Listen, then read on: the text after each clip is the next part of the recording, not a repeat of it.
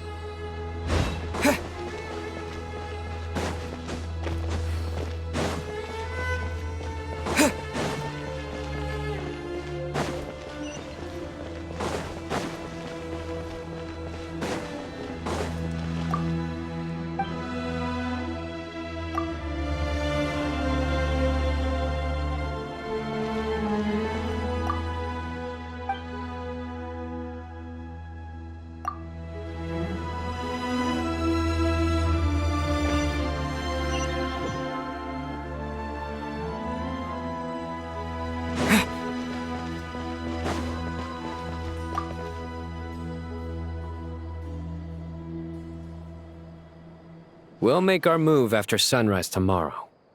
Good. Is everything ready? As much as possible. That'll be enough. Don't let the pressure get to you. We'll take things one step at a time. That's how we've always done it. Master Tainari! Mr. Saito! So this is where you were. I brought some juice and some water. Would you like some? I know how easily you get dehydrated in the desert, so you should definitely have some water. In which case, I'll have the juice. I gotta ask, though. Who's on juice-making duty at a time like this? Madame Farazan said she was feeling a little nervous, so I told her about the automatic juicer my friend invented. She took it right off me and started making carton after carton of juice. A juicer? Did Sucrose send that to you? Yeah. I hadn't had the chance to try it out before this incident occurred, but I couldn't bear to leave it behind in Gandharvaville. The juice is very sweet. I think so too. Kale, how are you feeling? Physically, I'm okay, but it just still feels strange to me. Why would a great power like this come to someone like me? I know the feeling well. That same question ran through my mind every day as a kid. At least now, you have someone who can relate to you. All the more reason that you should apply for Spontamod. Tainari fiercely opposes the idea, though. Those two things are completely unrelated. What are we all chatting about, Would anyone like any juice? Oh, you have some already. I had some earlier, ma'am. Maybe give the extra to someone else? Very well, very well. I shall be off then. There's this enormous power, and then there's little old you. You feel like there's no connection between the two. And that sense of dissonance is difficult to get used to. Yeah. But after all this time, I can't believe this stuff still gets to me sometimes. Makes me feel a little childish. Kale, just because we normally keep the conversation light doesn't mean we can't discuss deeper issues. I don't think it's childish at all. You were the victim of a terrible crime. It's normal to struggle with the fallout from it. You have absolutely nothing to be ashamed of. My professor once told me that no incident can be considered truly resolved until the victim says it's over. Your rage and your pain are completely justified. Thanks. Miss Nicole said that the same god remains which were once used to inflict so much pain upon me have now become a weapon with which I can protect everyone. It's like my own personal kind of evolution. Every innocent person who's been hurt needs time to realize that it wasn't their fault. I was the same. But it's all about to be over. Tomorrow, it ends for good. I don't know if you've noticed, but you rarely stumble over your words anymore, and your outlook has become much more positive. It's a big change from how you used to be. And since this isn't over, you can settle the matter on your own terms. It's time you seized back control. I believe in you. Yeah, Sumiro is my home, and it's so important to me. I have to protect it. No, I will protect it. And once you're done, how about you come back and apply for Spontamod? Stop it with the sales pitch, would you? Hey, excuse me. There are still 3 unclaimed cups of juice here. Why don't you take one each? Ugh, my arms are getting sore from carrying them around everywhere. Madame Farazan, why are you... Here, let me take them off your hands. Thank you, Madame Farazan. Drink up and enjoy my handiwork. I think I'm going to make something else now instead. Please, try to relax, Madame Farazan. Your nerves are starting to get the better of you. I know.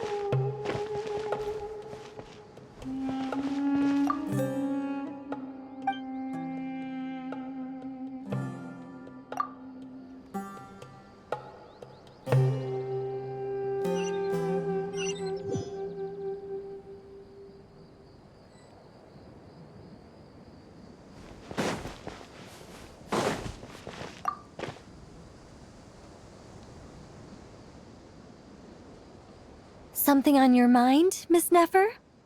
Nothing in particular. It's just...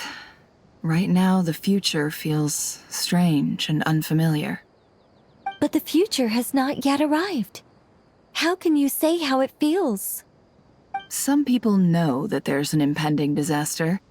Others remain blissfully unaware. Each group is imagining an entirely different future while walking towards the same one. But when they get there, they'll still find they feel differently about it. People are shaped by their circumstances. Different circumstances create people with different perspectives. I've always found the perspective of the Vahumana Darshan to be a particularly incisive one. Even at the height of the crisis in Nodcry, people held diverging opinions. But things are different this time. Indeed. Regardless of faith, gender, wealth, skin color, or eye color, everyone in Sumeru knows what will happen tomorrow. The world has never been an especially fair place. Yet now, against all odds, a moment of unprecedented unity and equality is about to take place. It's fascinating. If only my father could have lived to see this era. Era. To me, that term represents a much greater span of time. It can be an unsettling word. I would even say I'm afraid of it. Do angels even feel fear? Yes, at least I do. I fear the gap that grows wider with each passing day, and the never-ending flow of time. Time renders all memories insignificant and reduces all splendor to nothing. But those memories are the one thing I do not want to lose. You're very human in that regard. If angels draw too close to humanity, our wings burn away in the bright flame of awareness, and we fall to the earth. After spending so long among humans, I have lost much of my former glory. Maybe that's a good thing. You're more human than some humans are. I've been talking to Kale a lot in recent days. We seem to be in completely opposite situations. I suppose that makes us good case studies for comparison. Case studies for who? Myself, I suppose. After comparing the two of us, I suddenly discovered that I desired more than before. It was a gentle, pleasant sensation. Just as most people pursue glory and miracles, I too am pursuing miracles of my own. Guiding humans to make the miracles in their hearts a reality. That is my miracle. It doesn't sound so bad, does it?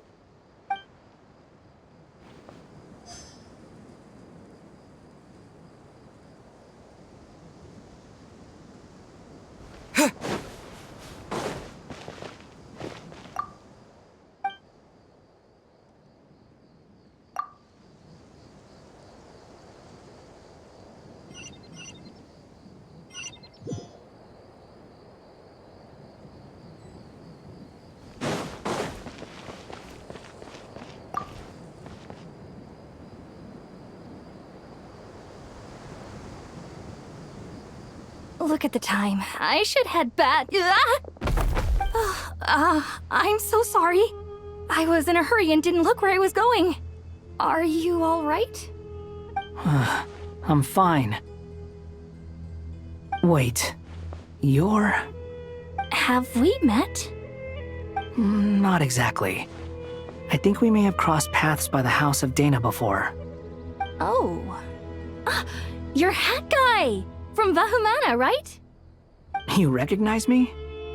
The clue's in the name, Mr. Hat Guy. Fair point. It's getting pretty late. What's keeping you up? I could ask you the same question. If I'm not mistaken, all the workload for the Ratawa Archon wrapped up a good while ago. Well, I have something of a background in Satyavada life, so I was helping the Dendro Archon make some preparations. But I must have lost track of time. Did you find the experience enlightening at all? Honestly, it was tedious and uneventful at first. But eventually, I think I did sense some profound truths. But they also brought a lot of suffering with them. I was told that I even shed tears while I was meditating, though I have no idea why. Sorry. I hope I'm not scaring you. Not at all. It just proves you're very accomplished in your research. Good night. I wish you all the best for tomorrow. Thank you, sir. You too.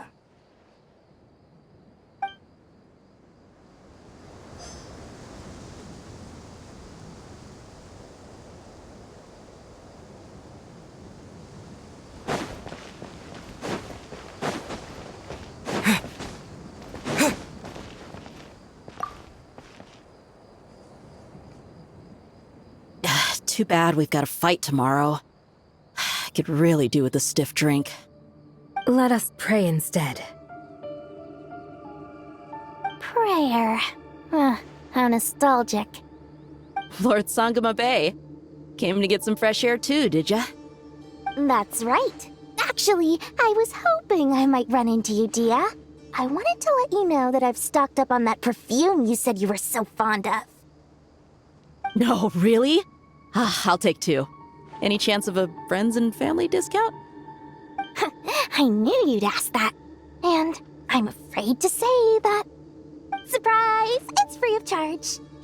That's very generous of you, Lord Sangama Bay.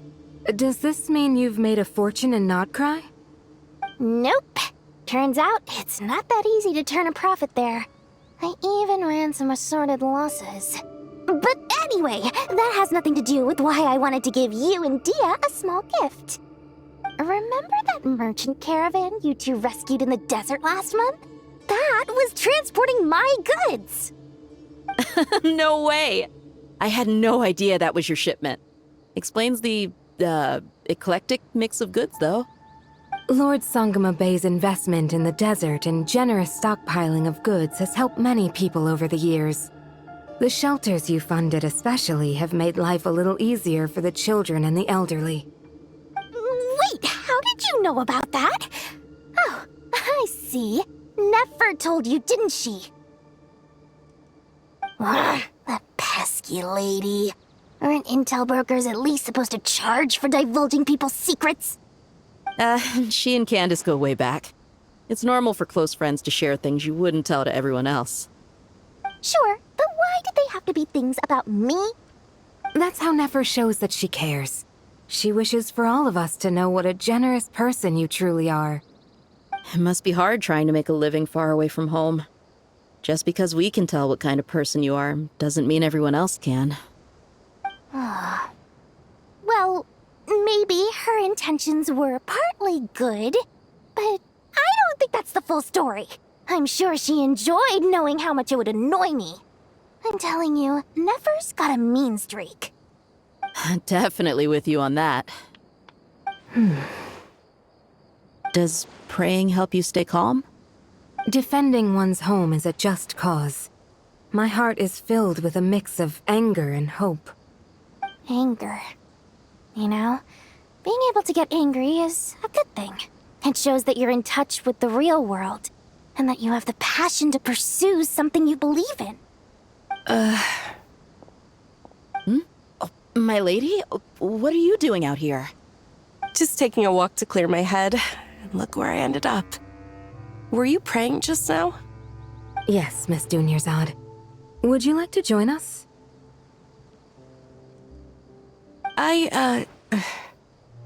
Come on, it's fine. She won't mind who you pray to. Oh, then sure. I remember you, Miss Dunyarzad. You visited my shop before. If I recall correctly, the god you worship is the Archon, correct? That's right. She is such a gentle and kind god. But to me, she's more than just a god I worship. I see her more as a friend. And so do many others. She's not some almighty god who reigns on high, but a genuine friend. Agreed. She's a wise teacher and a good friend. I spoke with several people during the evacuation. Everyone's aware that tomorrow's battle is one that ordinary people can join too. A battle to fight for our friends and our homeland. Oh, it makes me glad. I can finally do something for those who protected me. You've grown so much since we first met. Oh, a compliment? Ooh, more please. Thank you. My lady, you've always been a remarkably strong and ambitious person. It's indisputable. And that's not just a compliment. It's a statement of fact. What are you praying for? Our beliefs may not be entirely the same, but we both wish for the same thing. I pray that everyone will rise to the challenges ahead and return safe and sound. I pray for the safe return of all my companions.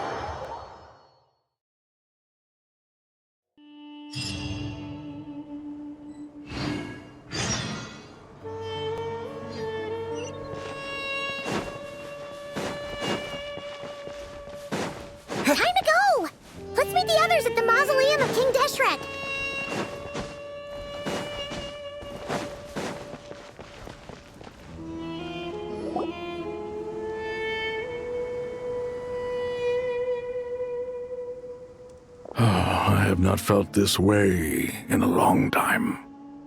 Standing up high, gazing out at the rolling dunes. One cannot know what freedom truly means without first losing it.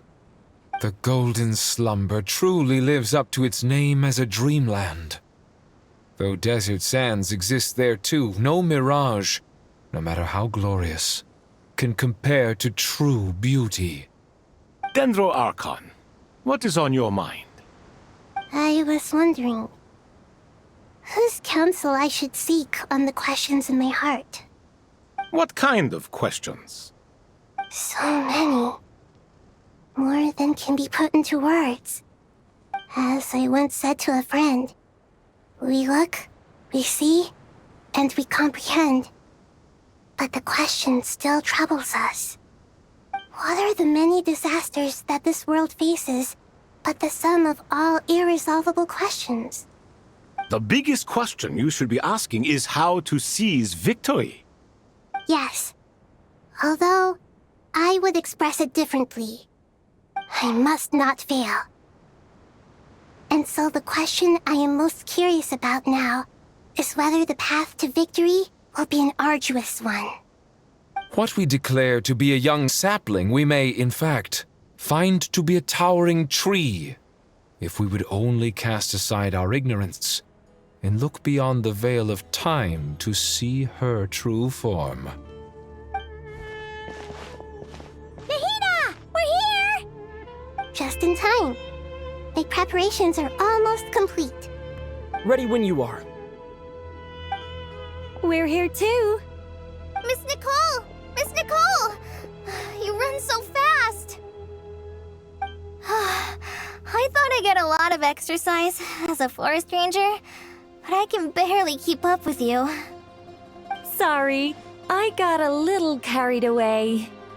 Lesser Lord Kusanali, the equipment is ready, and the modifications to Aru are all complete. As discussed during our meeting, Accessing Irminsul via the Akasha is no longer feasible at this stage. There are other options, it's just they're a little more extreme and more technologically demanding to implement. Maybe you should take it from here. The architecture and functionality of the Akasha terminals overlap considerably with Aru. There is reasonable evidence to suggest that one was developed based on the other, or that they both utilize technology of the same origin. As long as the transplant and merge operation succeeds, Aru should theoretically work on a scale greater than the Akasha and approximately equal to Irminsul. It will become the largest active computing device in all of Teyvat. A system this powerful is capable of a lot of different things. In the past, the Akasha was primarily used for one-way information transmission, but I suspect it could also serve as a central bridging hub. In the pursuit of greater knowledge, some scholars have attempted to connect their consciousness to Irminsul through the use of terminals, incense, and meditation. Correct. In academic language, scholars who reach that stage are said to have entered Satyavada life. Hypatia has performed this practice many times in the past, and she was once under my care for a period of time. Right. And this at least proves that there is a zone within Irminsul that can be connected to. that's right. Providing wisdom to the people is one of the very reasons for Irminsul's existence. I think I understand where you're going. Please, continue. In that case, I'll skip to the conclusion then. We need to further modify Aru, merge it with the Akasha, manufacture terminals, and distribute them to every single person we can reach. Every person? Even the desert folk? Yes, everyone. I've already calculated the amount of raw materials we need. So you mean we're going to get new Akasha terminals? Yes, but this time the people of Sumeru won't be using them to acquire knowledge, just to connect to Irminsul. That's the key. When we evacuated the city, we brought all the important assets from the House of Dana, in case we ended up needing them. Fortunately, this included the Akasha system's main terminal. We've checked all the relevant records, and one thing is certain. Nothing like this has ever been done on this scale before, so... Everyone in Sumeru is part of the plan. Whoever controls the people controls the situation. Since this function of Irminsul was introduced, it has only ever been made available to scholars, who don't constitute a particularly large group of people. But by expanding the scale to include all the people of Sumeru, all the individual connections will stack up to create a significant load on the system. Under normal circumstances, Irminsul would be able to cope with the additional load. But with it already being under strain from other activities, its remaining capacity is limited. Thus, it might be possible to shut it down completely by overloading it.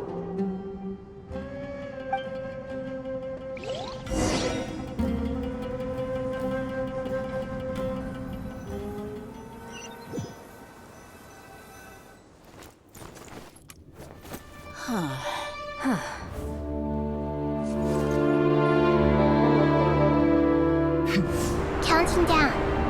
3, 2, 1. Are you ready? Ready!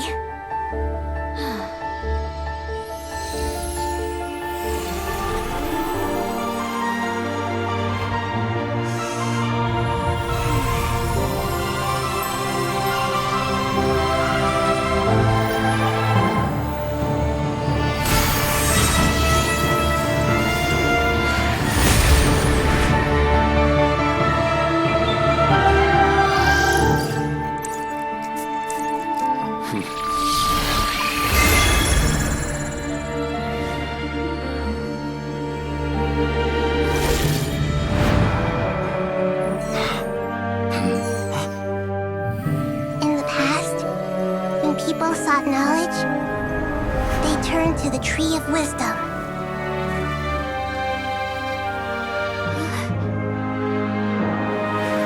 Today, we use it to save Sumeru and the whole world. These boughs that nurtured learning must not become tools for destroying the world.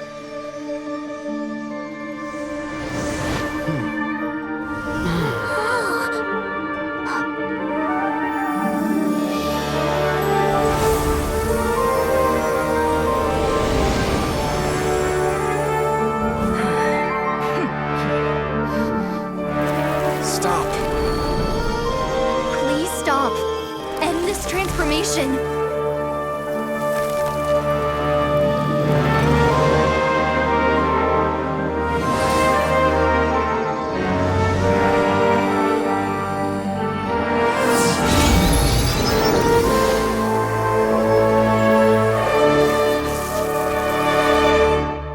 You would shut down Irminsul just to stop me? You fools. I have all the time in the world.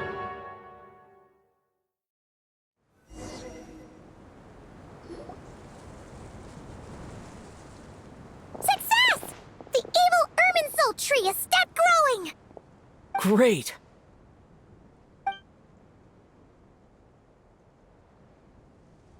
What a display of true courage!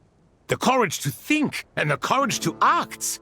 I never thought I would witness the shutdown of Irminsul with my own eyes. Perhaps this is human wisdom in action?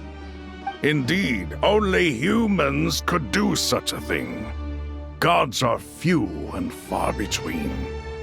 What was once created for spreading knowledge is now used for another purpose. A rather ingenious plan. I am grateful to you three for your help. Only thanks to you were we able to extend Aru's interference capabilities to cover all terminals. Now, nobody who wears a terminal will have their activity accurately tracked by Irminsul. No matter how many eyes Dottore possesses, he will not be able to see us clearly. Now for the next step. I will need the help of your supreme powers once again. How might we be of service, Lord of Dendro? I need to reach the Eternal Oasis immediately. Right now? In that case, Ibis King, would you agree that this is a fine opportunity to dust off our old tricks? Never. I assume you have that chess set with you? You mean the one you gave to me as a gift? Asking for it back, are you? How could I? You misjudge me. I just wanted to show you another way you can use it. Connect to Safei Shatranj.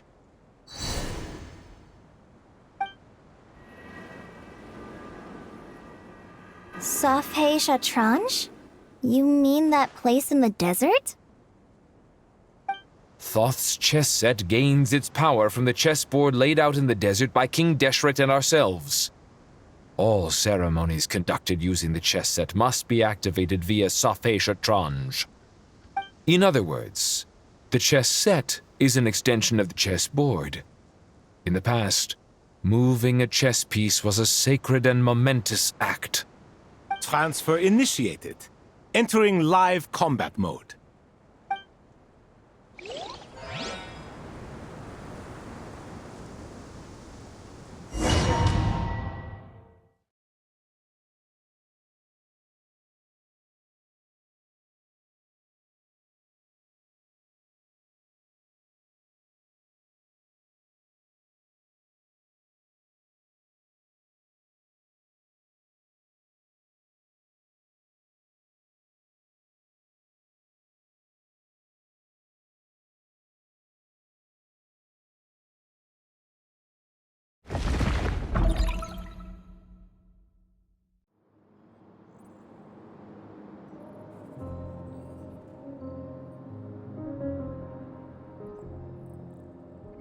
We haven't heard a single word from our spy in the desert. I'm afraid he might have been captured. Never mind. But we spent years turning him. And a lot of Mora. Nothing comes for free in this world, but the loss is not without its purpose. For a small price, we have wasted a precious amount of the limited time they have. Quite a bargain, if you ask me.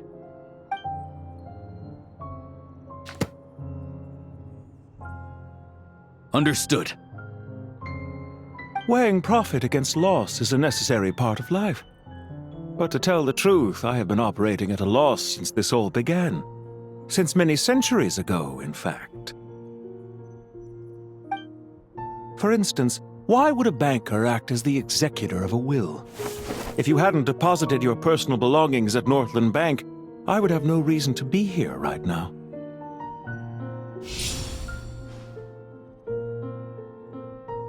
Dottore, I've placed your final data backup into the ley lines as per our contract.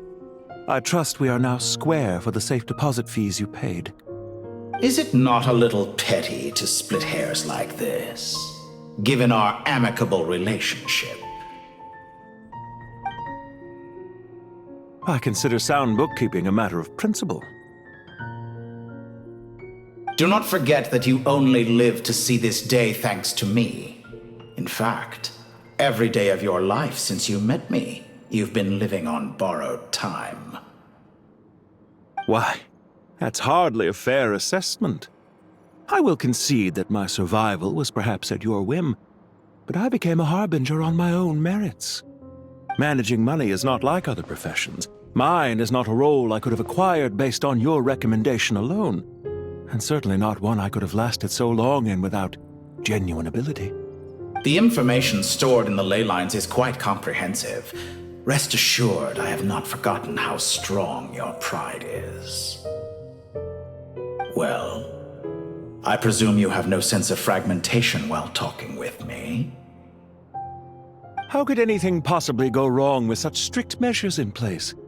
The remainder of your soul was split in two, with one half sent to Nodcry and the other stored in the most secure vault of the Northland Bank.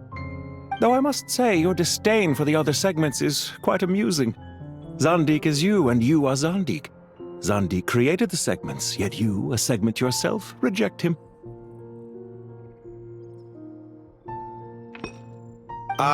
That is, Zandik, created segments of various ages in his later years. To achieve this, he had to freeze time and part with a portion of his soul.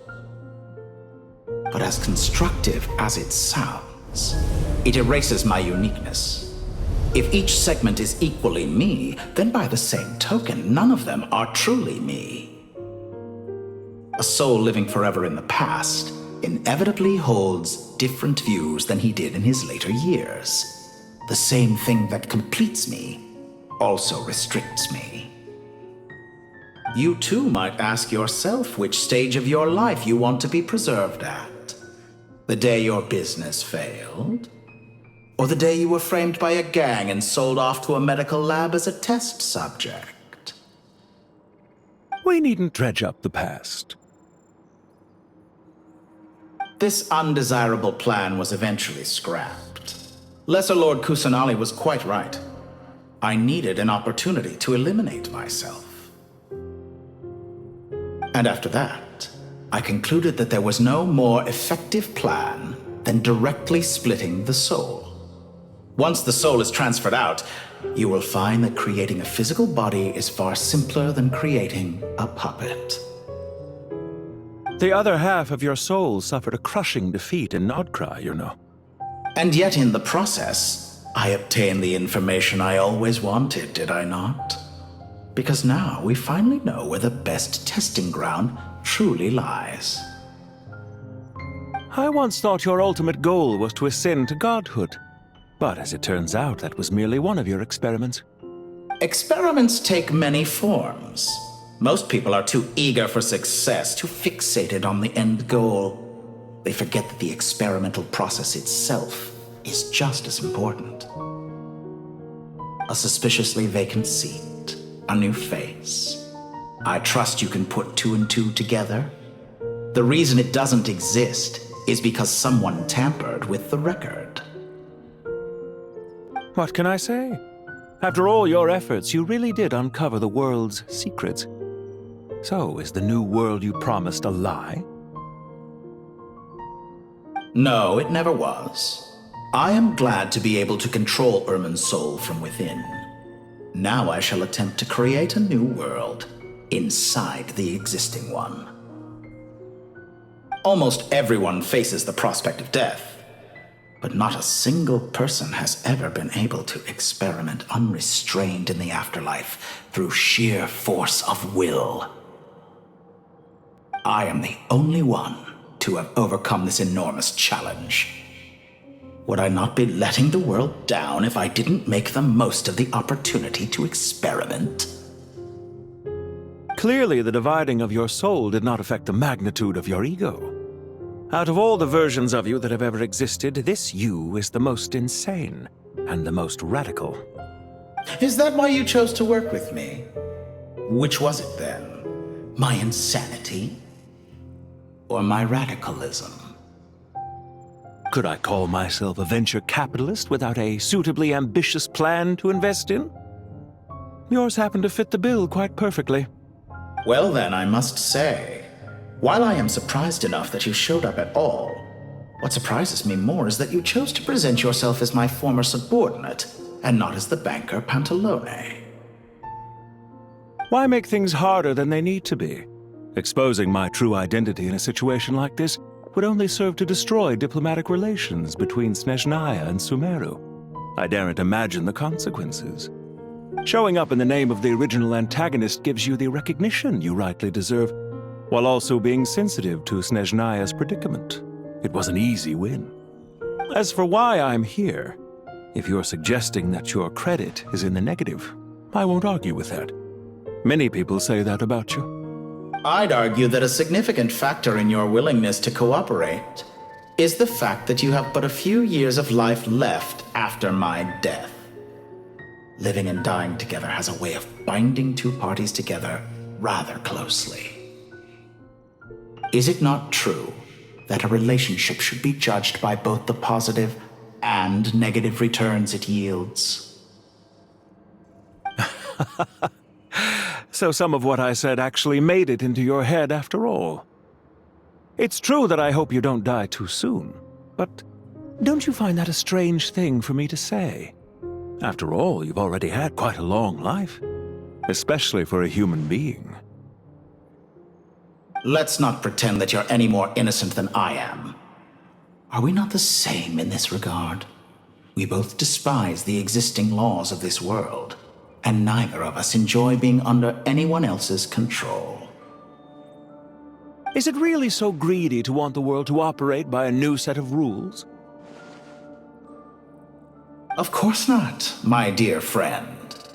And as I've said before, mutual interest is the foundation for the most reliable of relationships.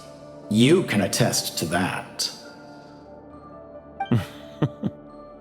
I just hope there never comes a day when I have to work too hard to prove that. Regrader, sir. People have been spotted approaching Sumeru City. How strange. Despite your access to Irminsol's data, it appears the soldiers noticed before you did. They must have found a workaround. Well, Dottore, I trust you know what this means. The fact is... They're coming. They'll breach the city gates any moment now. But even so, I would say Irminsol is a wonderfully convenient thing on the whole.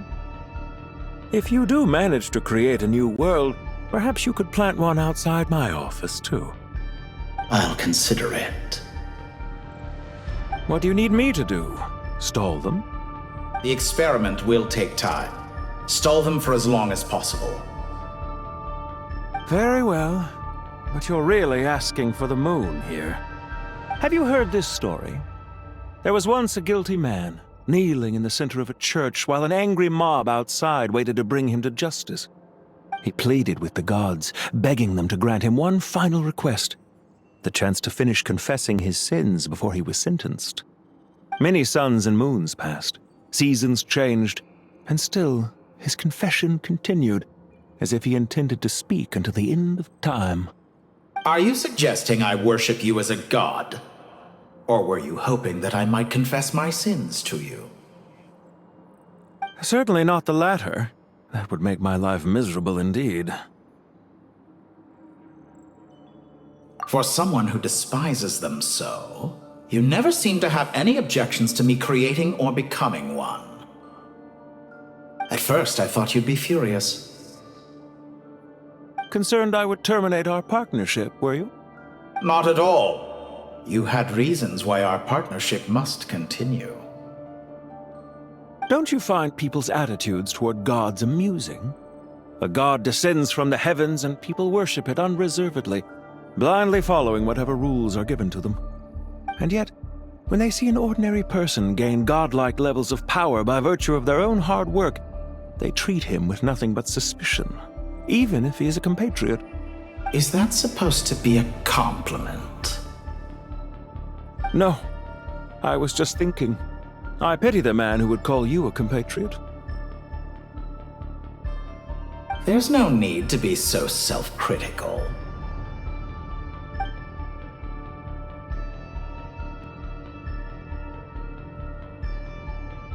I know it's a little late in the day to be asking this, but how have you been keeping? I'm flattered that you would take the time out of your busy schedule to consider my well-being, Doctor. The part of your soul that went to Nodcry caused quite a stir, sending our organization back to the drawing board on numerous fronts. It was quite a headache for everyone involved. Dear me, I must have caused you no end of trouble. You certainly did. I had the rare honor of being summoned before the Tsaritsa with Pulcinella to answer for myself. A terrifying ordeal. Don't worry, I pulled through. At most, it's a public relations nightmare. I made sure of that. Now I'm curious. How did you explain yourself? Oh, it was quite simple. I just pinned the blame on someone who wasn't there to defend himself. I could hardly be expected to defy the demands of someone as insistent as the Second Harbinger, now could I? How you slander me. You know full well that I am perfectly amenable to reason. There's no question that you are partly to blame for the ruin of my reputation over the years.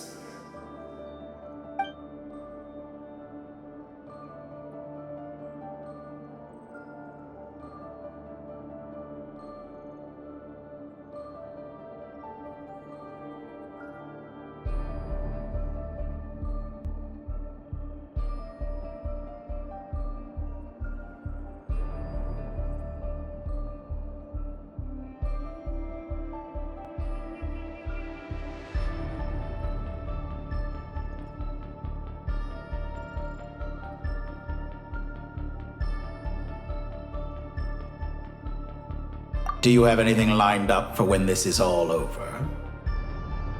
Hard to say. Field work always takes quite a toll on me, as you know. Once I'm back at Snezhnaya, I'll start with a well-earned cigarette.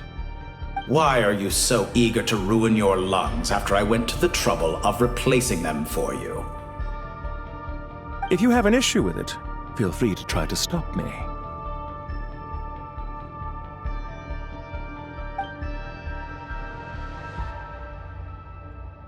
What's on your mind? The limits of humanity. It's a pity. Despite running countless calculations, I find there is simply no way to reduce any further the amount of one's soul required to sustain an individual. It's rare to hear you admit to being unable to achieve something. I beg to differ. For instance, as I've told you before, the original me was prone to motion sickness and couldn't make long train rides. Ah, yes, of course. One of the reasons you often sent yourself out on errands. What are you thinking about now? A new experiment. In the event that my soul was depleted, say we extracted my data from someone else's memories, yours for instance, and then combined it with your intact soul as the base material, what would we create? Such a scenario would be impossible. Oh? As long as your current soul survives, there will be no need to create a new individual. Don't forget, you were the one who approved of the present situation wherein only one Dottore remains. And if you ceased to exist, who would be capable of performing this experiment?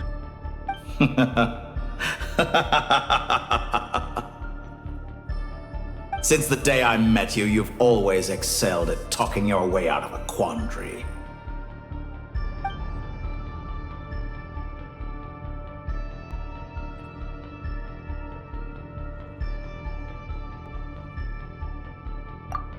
Isn't it a little too early to be saying goodbye? Not that I wish to keep you from your business, of course. Very well. Let's leave the conversation there for now.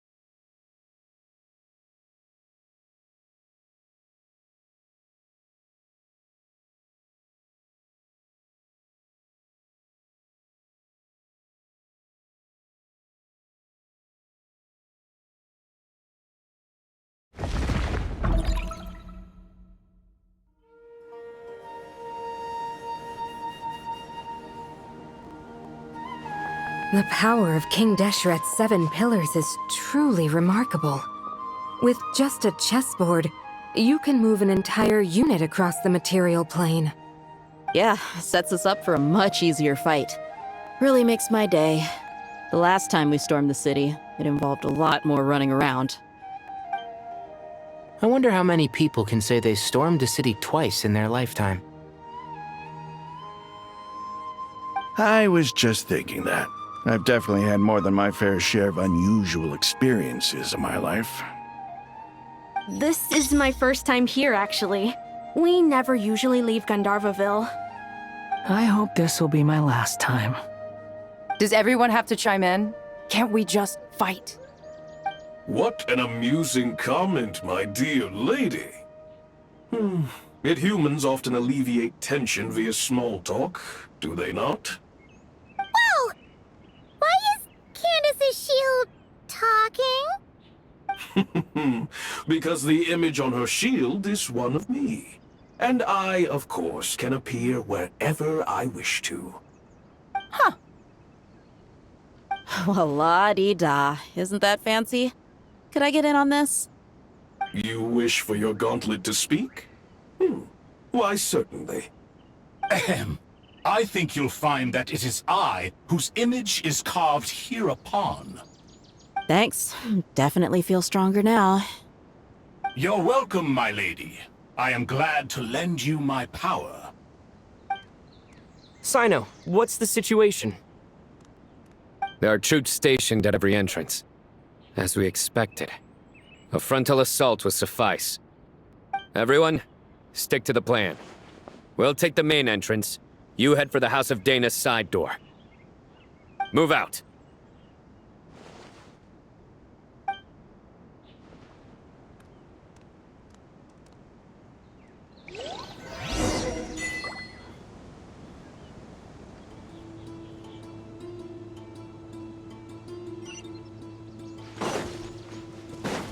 Futile!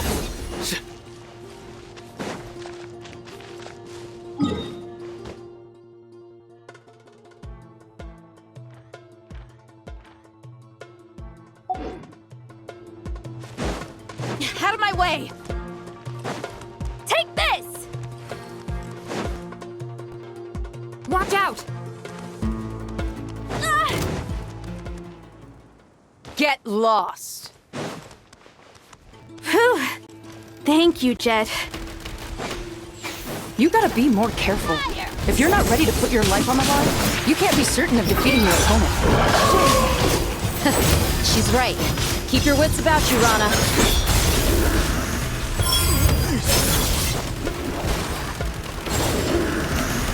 Your penance is due!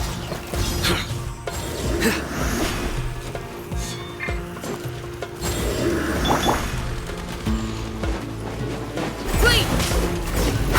Grant us your blessing! Gloves off! No escape!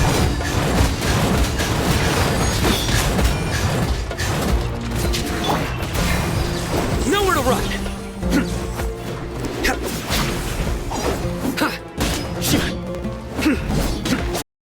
Prepare yourself! Well, futile! Not so soon! Do your worst!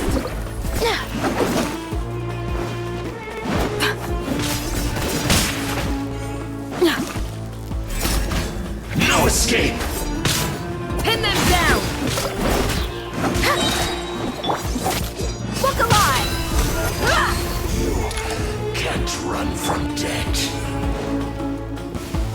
Take them out and secure the harbor. Reinforcements will arrive by water. Consider it done. Show no mercy!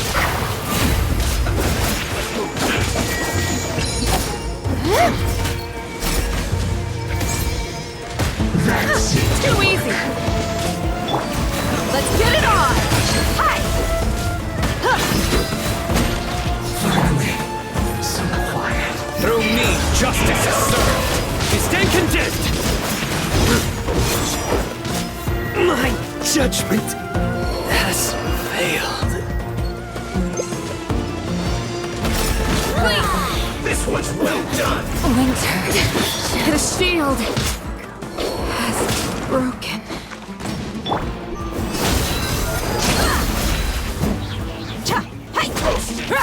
You're dead meat! You need to hurry up!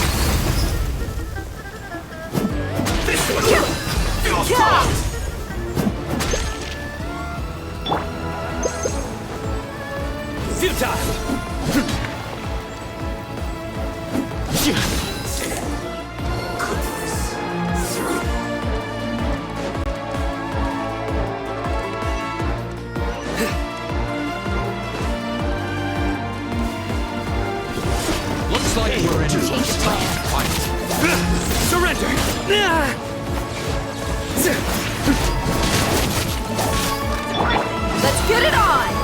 Ha! No escape!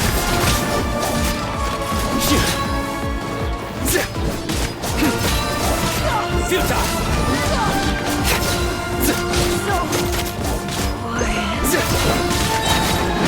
Your sins weigh upon your soul! Run from debt. Use of force authorized. Your penance is due! Guilty! Your penance is due! Resistance is futile. Guilty! Save yourself the pain. Gloves off! Intel!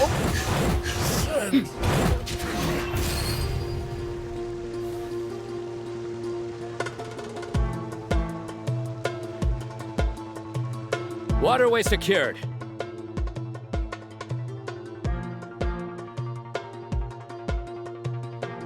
Brothers! Sisters! Perfect. Just in time. Welcome. Once we've linked up, we'll continue the advance. The team has arrived at the north entrance, as planned. Good. Press on.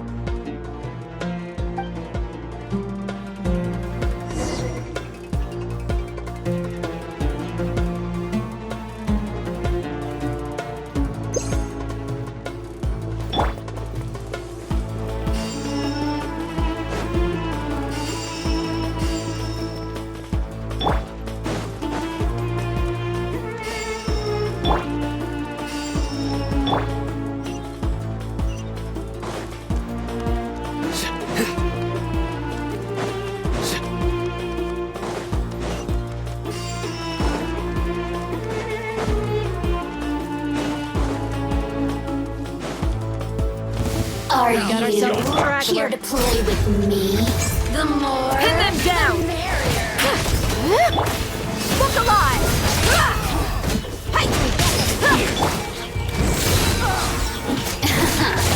Let me amuse myself. Tough crowd. Nowhere to run! The more, the merrier. Yield! Let's get it on! Hi! Blink!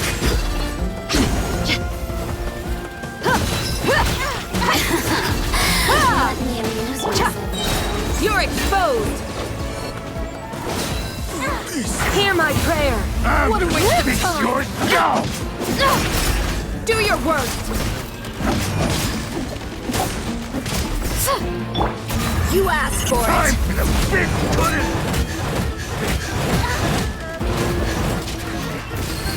Run while you still can! Buckle up! Nowhere to hide!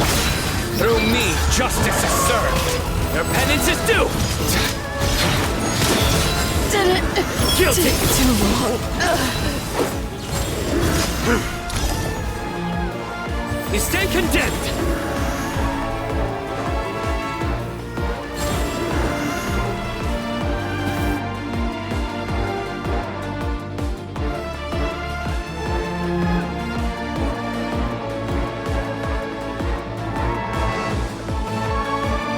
Look out! It's an ambush! Finally. We need to hurry. Take the middle road now. Mahamacha Sino, area clear. Don't relax just yet. More Fatui approaching from the right.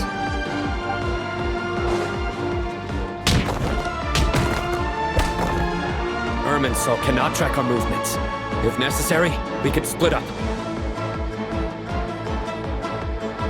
Don't worry.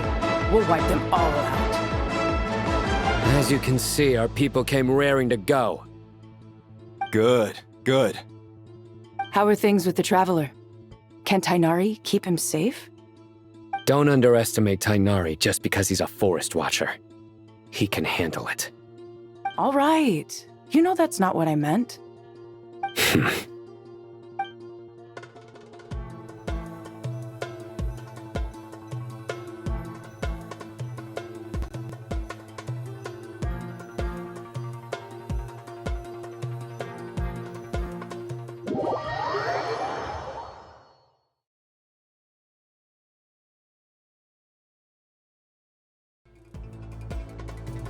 Sino and the reinforcements have drawn the Fatui's fire away. It's our turn. By using a cluster leaf of cultivation, we can pass through certain terrain silently. Good luck with that. We'll just fly up there. Huh? Oh, yeah. Paimon forgot she could fly. Ready? Ready.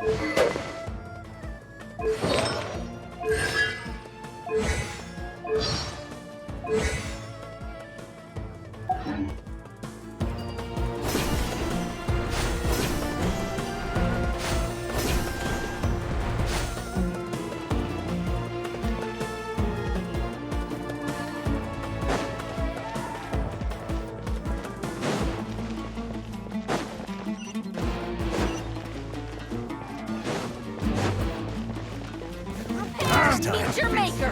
Propagate! And shroud! Let's nip that in the bud. Yeah. I lost! Spring forth! Scatter! One with the forest. Unsightly insects. Ah!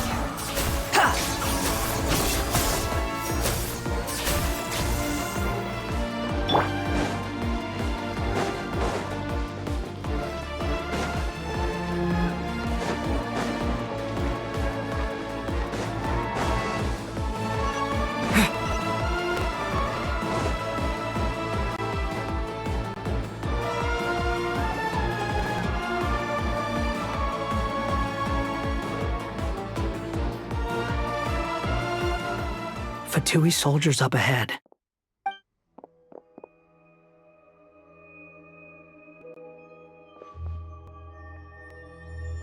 Careful. Prepare for battle. Hey! There's people over there. You have some nerve showing your faces here in the center of Sumeru City.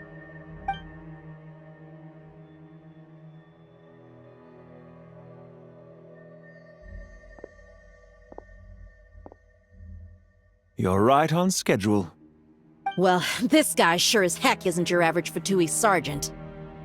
They've stationed quite a few people nearby. It definitely looks like they were waiting for us. But something feels off. Everything about this guy feels too deliberate. I highly doubt he's just a subordinate of Dottores. And he's no mere sergeant. Whatever his rank is, it's high. Much higher than we thought.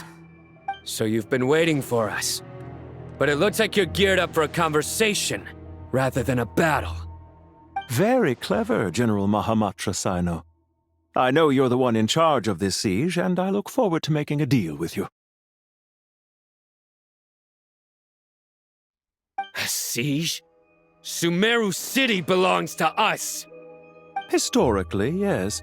But things can always change. We have quite a sizable force with us, you know. For instance... There's a Fatui ambush at the north gate. Can you handle him? We can for now. Yes, I'm quite sure both sides can hold their ground for the time being. The battle has not yet reached its climax. But what happens next? Do you enjoy watching bloodshed? Surely some of those here are people you count as friends. Once a war begins, some people must die. I doubt you wish that fate upon anyone you know. Wait a second. It's a trick. He's not even there. Silence! He disappeared. What was that? A ghost? Curses! He was never there to begin with. That was just a shadow projected there to lure us in. Enough talk! Attack! I apologize for being unable to accompany you at this crucial moment, but I am compelled to leave for reasons beyond my control. Please excuse me. Sumeru's General Mahamatra is quite ruthless. It's a good thing I wasn't there in person. Your illusion held them up for a time just fine. But now that they have seen through it, they will realize you were just a decoy.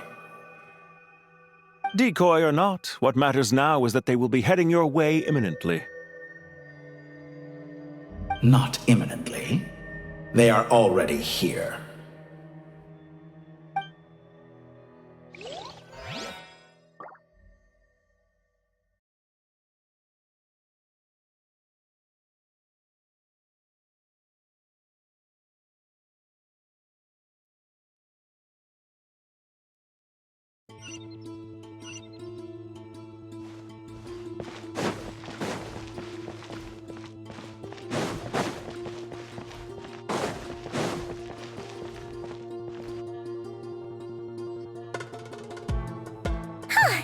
We made it! This is far enough. Tainari, you go help Sino. Don't worry about us. We'll manage from here. Are you sure you don't need me to stand guard? No need. Once the connection is established, we'll disappear from the Sanctuary of Surasthana. Go help the others. All right. Goodbye for now, then. Please tread carefully.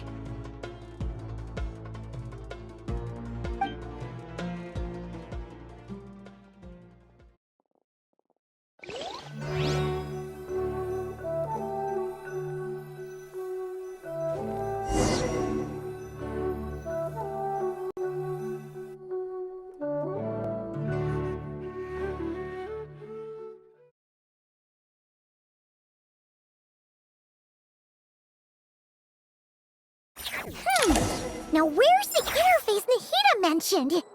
Come on, where's it hiding? Found it. It's over here.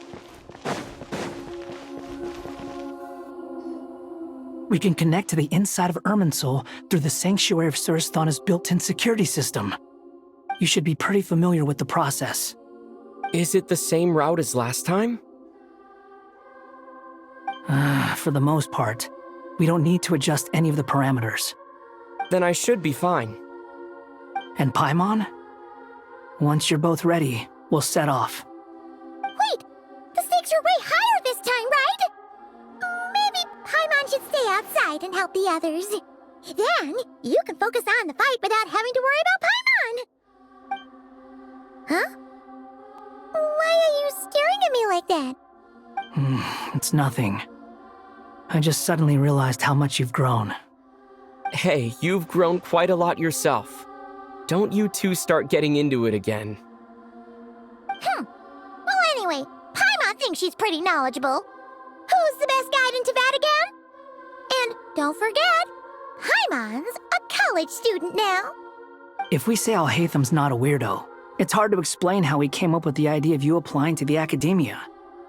But for all that he counts, you're doing surprisingly well in your studies. Just goes to show how important it is to have someone supporting you. And Paimon's not the only one. Let's not forget that you only became a student because of Nahida's personal recommendation. That's fair. I have learned a lot in Sumeru. Oh yeah, did you ever come up with that ugly nickname you promised me? What? No way! We're friends now! Paimon gave up on giving you one ages ago. Anyway, isn't Hat Guy enough of a nickname for you? Fine. Suit yourself. We need to go. Paimon, if you're staying, look after yourself. Will do. Paimon's gonna link up with Tainari and Sino. You guys are the ones who need to be careful. We will be. Bye for now.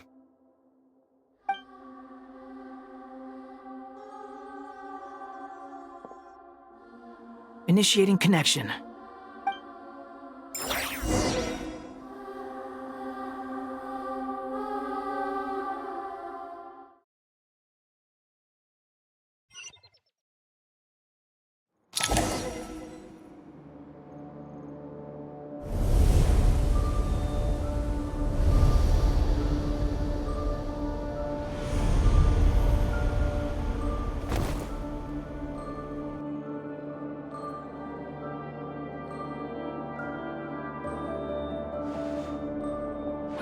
Well, here we are again. Come to think of it, I still don't even know where we're going. Thanks to our terminals, it should be impossible for Irminsul to read. I can... Don't tell me. Only you need to know. That way, whatever happens to me next, it won't affect your progress. Listen to me. Your safety is just as important as mine. Don't even think about sacrificing yourself for the greater good. We came here together, and we're leaving together. All right, if you insist. I won't argue with you.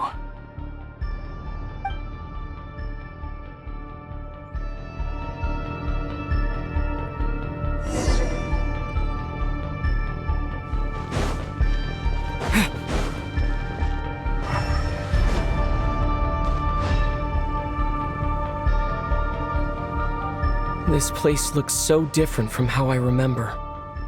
It's unrecognizable. It's a complete mess. Like someone's turned the place upside down. Must be Dottoro's doing. Either he's searching for some information he needs, or... It's still changing. He has to know we've entered Irminsul. But luckily for us, he can't pinpoint our location. Be on your guard. Don't let him find us. The red parts have probably been corrupted by Dottoro's power. Don't touch them, or you might alert him.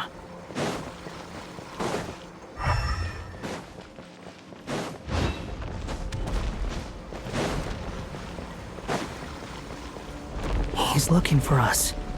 Tread carefully. That wall could be a problem. Fortunately, it looks breakable.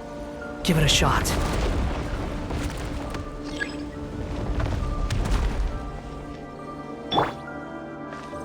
The wind rises.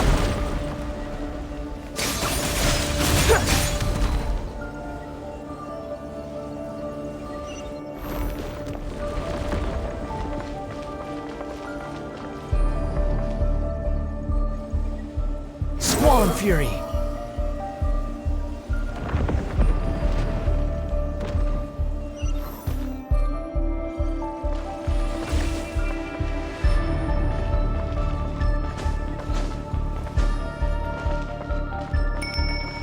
Behold!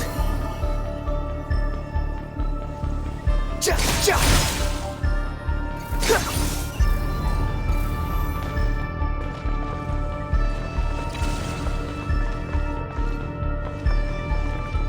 Squall and Fury!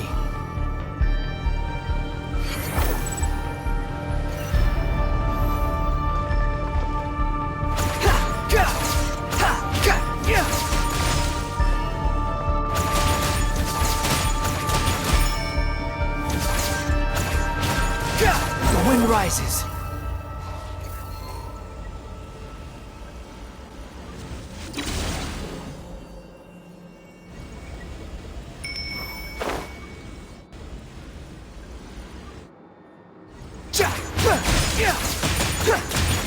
Squall and Fury.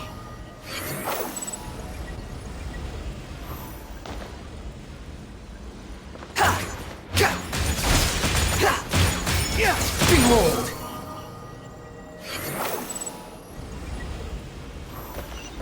The same old trick again? Are you kidding me? Let's handle it just like we did before. This cheap trick isn't gonna stop us.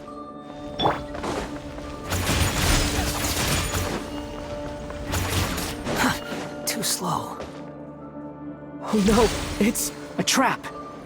Is that why he was using the same trick over and over again? To get us to lower our guard?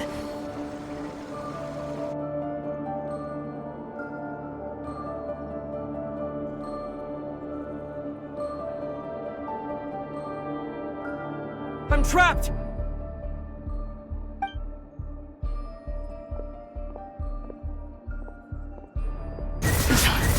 Why won't this thing budge?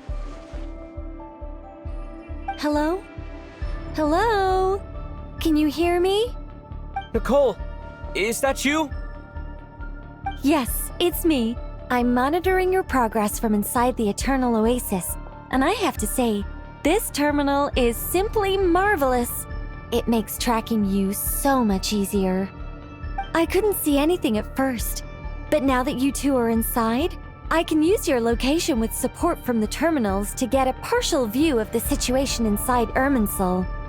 It's not the clearest image, but it's better than not being able to help at all. So, here I am. I can't intervene directly, but I can help to guide you out of the jam you're currently in. So please, just follow my lead. Dottore in his current form is a blight upon both Irminsul and the ley lines. Pay attention to your surroundings. There must be sources of his contamination nearby. The corrupted information is his means of manipulating the environment. You must destroy them. Is that one of them? Precisely. Take it out. Good work. But we're not done yet. Stay close, and let's see if we can find any others like it nearby.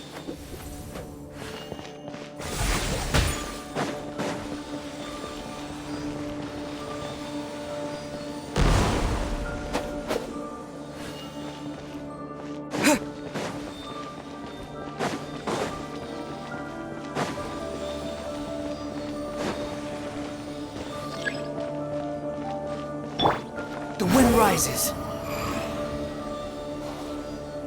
This must be another one. Agreed. Now... Oh, wait! Watch out! It's Dottore. I think he's found us.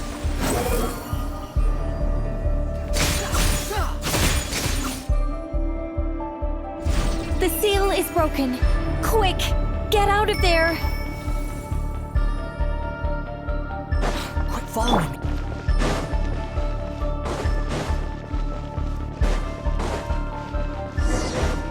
And where exactly do you think you can run to?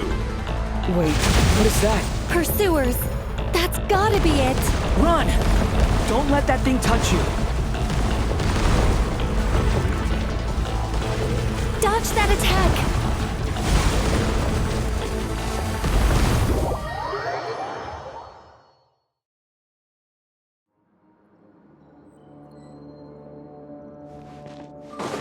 And where exactly do you think you can run to? Wait, what is that? Pursuers! That's gotta be it! Run! Don't let that thing touch you. Dodge that attack!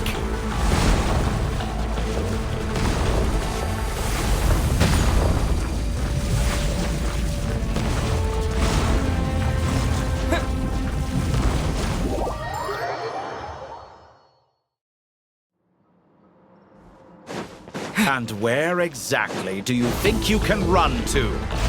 Wait, what is that? Pursuers! That's gotta be it!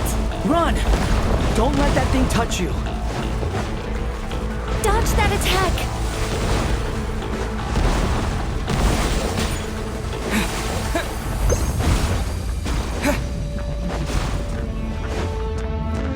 There's more than one path. Which way do we go? To the left! Trust me!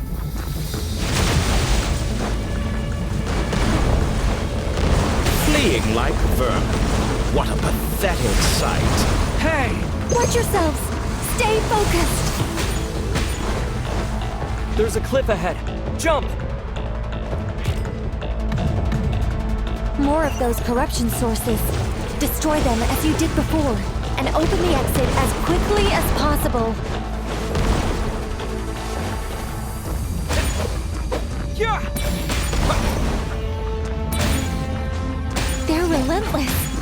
he trying to wear us down?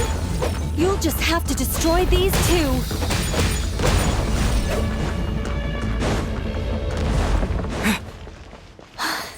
I think the pursuit is over. Hard to say.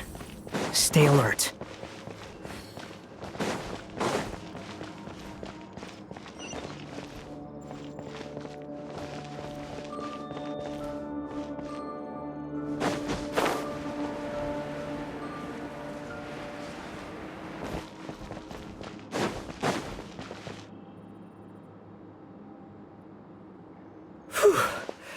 I think we've made it to relative safety. Phew, goodness. That was tough.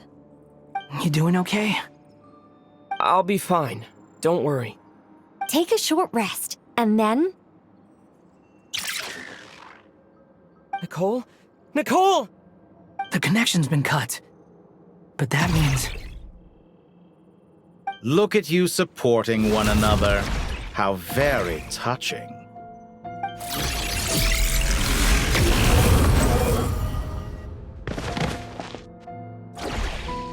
Dottore! Took you long enough to find us. You're more useless than I thought. Oh, really? I think I deserve a little more credit for my methods than that.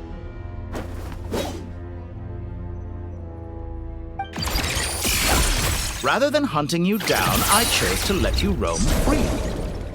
I indulged your presumption that I was unable to track your movements, played along with your clever little plan.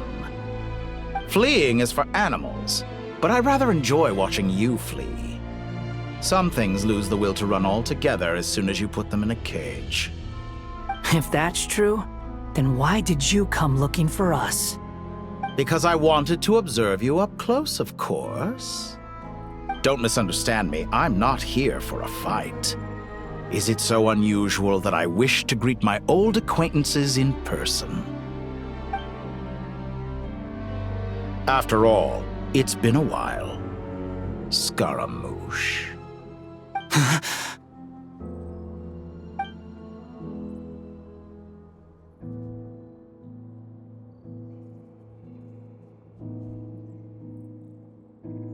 Why are you so afraid? I have done nothing unprecedented in discovering the truth. Nor did I go to any great lengths to uncover your story. You made a bold series of moves in deciding to erase yourself. And with the power of this great chronicling device called Irmin's Soul, you were able to achieve something quite remarkable. Once most people form an opinion about someone, it tends to imprison their mind. Yet you managed to erase every trace of your existence. A novel take on death indeed. However, this meant that you stood out to me all the more when I saw you in Nodcry. I didn't even have to go looking for you. Just the sight of you was enough for me to intuit the truth. For someone in my position, connecting the dots was a trivial affair. It would have been more surprising if I hadn't managed to piece it together. You seem very pleased with yourself for figuring it out. I'm sure you'd even be more delighted to learn the full extent of your crimes. That would hardly be necessary. Besides, isn't there something that concerns you more right now? Something that fills you with dread? Let me put your mind at ease. I have no intention whatsoever of restoring any of the records you deleted. For one thing, it would be exceptionally difficult. But more to the point, I doubt that the prospect of losing your current life is all that frightening to you. Because in your case, the cruelest twist of fate is that you'll never again have the chance to make up for any of your mistakes. Isn't it? Dottore?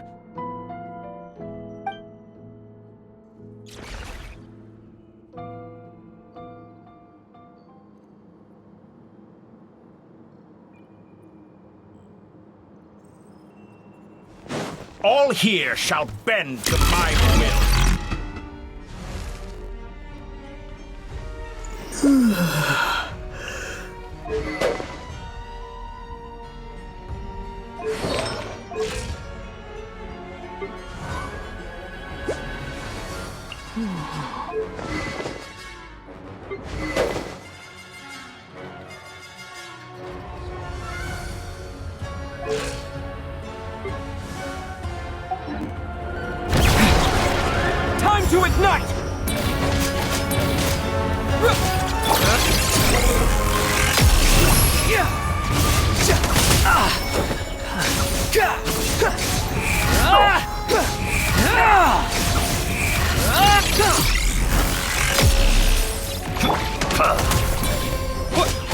I'm afraid you'll need to do better than that to take me down.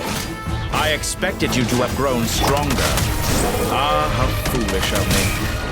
I forgot that you lack any means to increase your power. You will pay for everything you've done! Oh, will I now?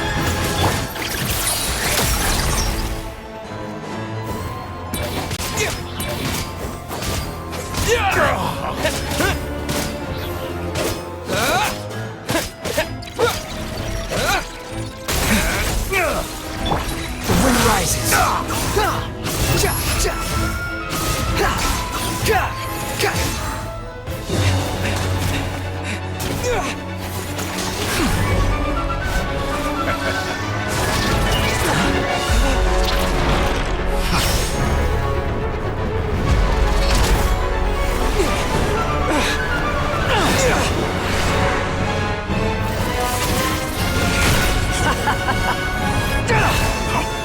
Does the prospect of death amuse you? I can ask you the same question! I'll distract Torre. You focus on the mission. Got it!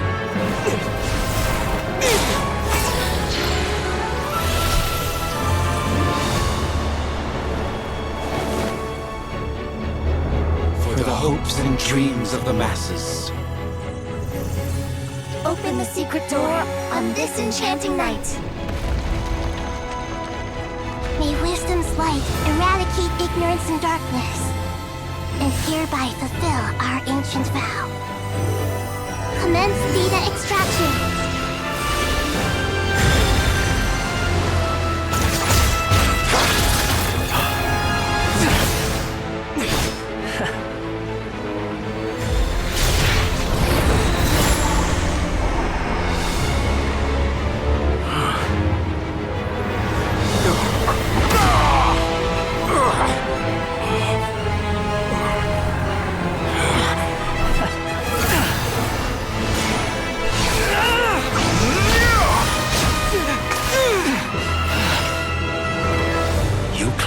Outdated ideals and stand in the way of progress. You will pay for interfering with the grandest experiment of all time.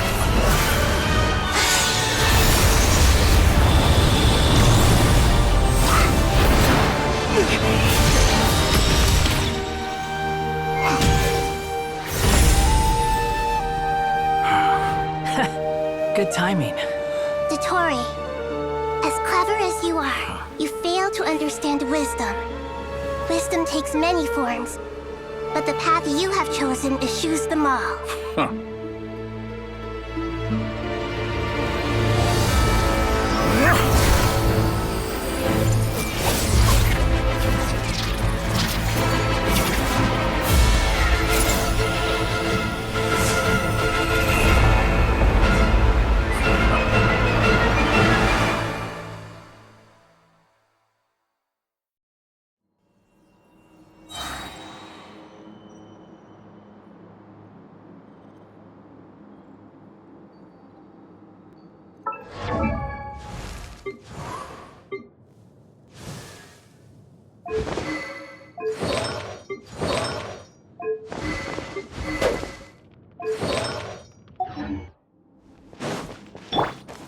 Everyone will...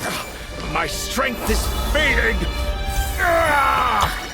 Since you are within Irminsul, it stands to reason that any power you wield comes from it. You're extracting the information from Irminsul just to strip me of my power. I will find his weakness.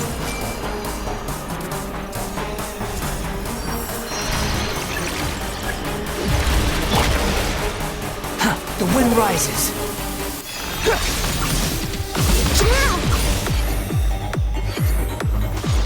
I admire your attempt to introduce a new variable, but it's nowhere near enough. Just like a little buzzing fly.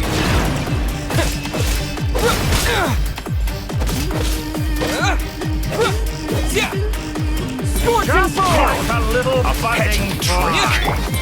I see everything. Squall Fury.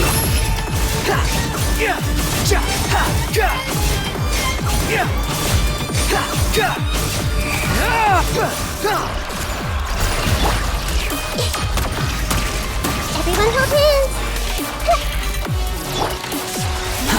Behold. Burn all before you! Blade of the primal blade!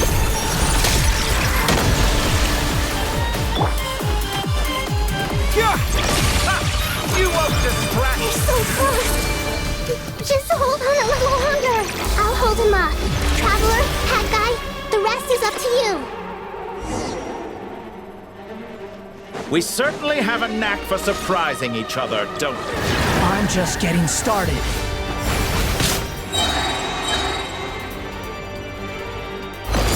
It's time! Say your prayers! Stay out of your fences, but watch your back.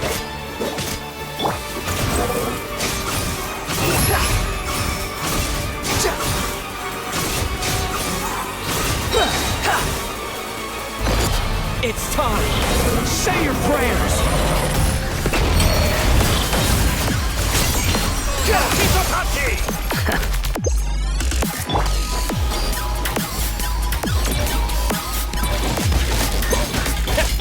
The wind rises.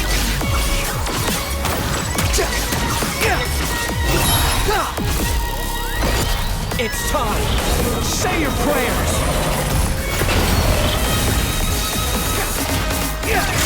Primal blade! Squall Fury.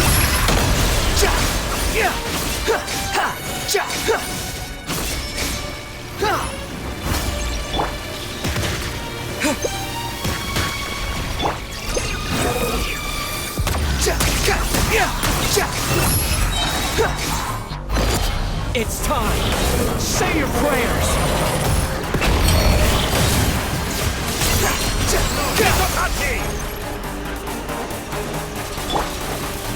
Scorching forward! The wind rises.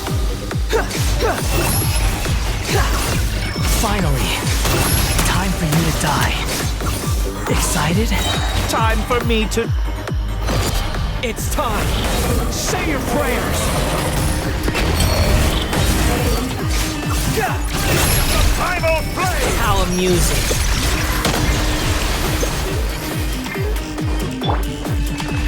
Time to ignite!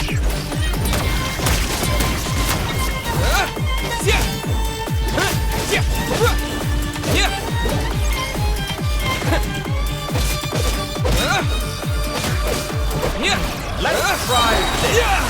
Muso no! It's time! Say your prayers! Scorching forward!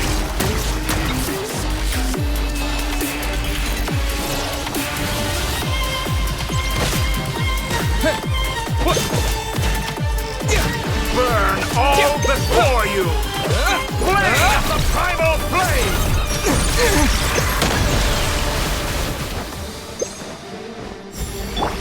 Behold!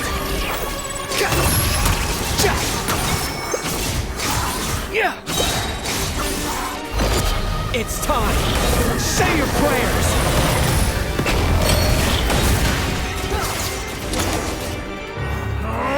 That's enough!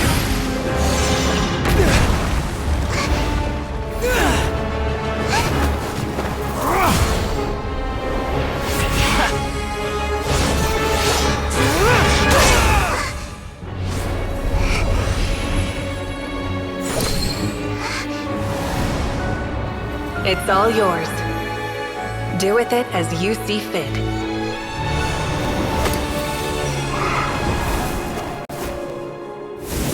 Just as you say, this world is home to some archaic things. And as you suppose, you are a formidable opponent. You have long coveted the secrets of wisdom. So now, I will demonstrate true wisdom in action. I invoke my supreme authority as the Keeper of Irminsul. commend me or condemn me. But give your verdict now!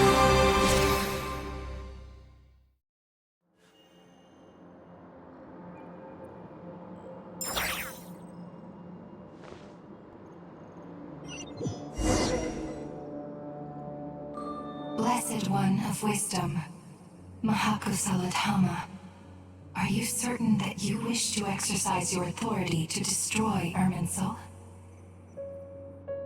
It represents both your roots and your finest accomplishments. You truly intend to abandon the very thing you have always fought for? This is my decision. Irminsul has been corrupted beyond redemption. Irminsul is the original tree of Tevat. It is the means by which the heavenly principles maintains fate itself. The 7 Archons should honor and revere it, for their authority was bestowed upon them by the heavenly principles. It is precisely because I honor and revere it that I fight for the humanity it exists to protect. Wisdom is knowing how to weigh the options and make the right decision. If you truly care about the fortunes of this world, then it is me you should seek to preserve. Planting a seed begins the chain of cause and effect. Since you have become a great tree yourself, why should the loss of another tree be anything to fear? Till we meet again, Lord of Dendro.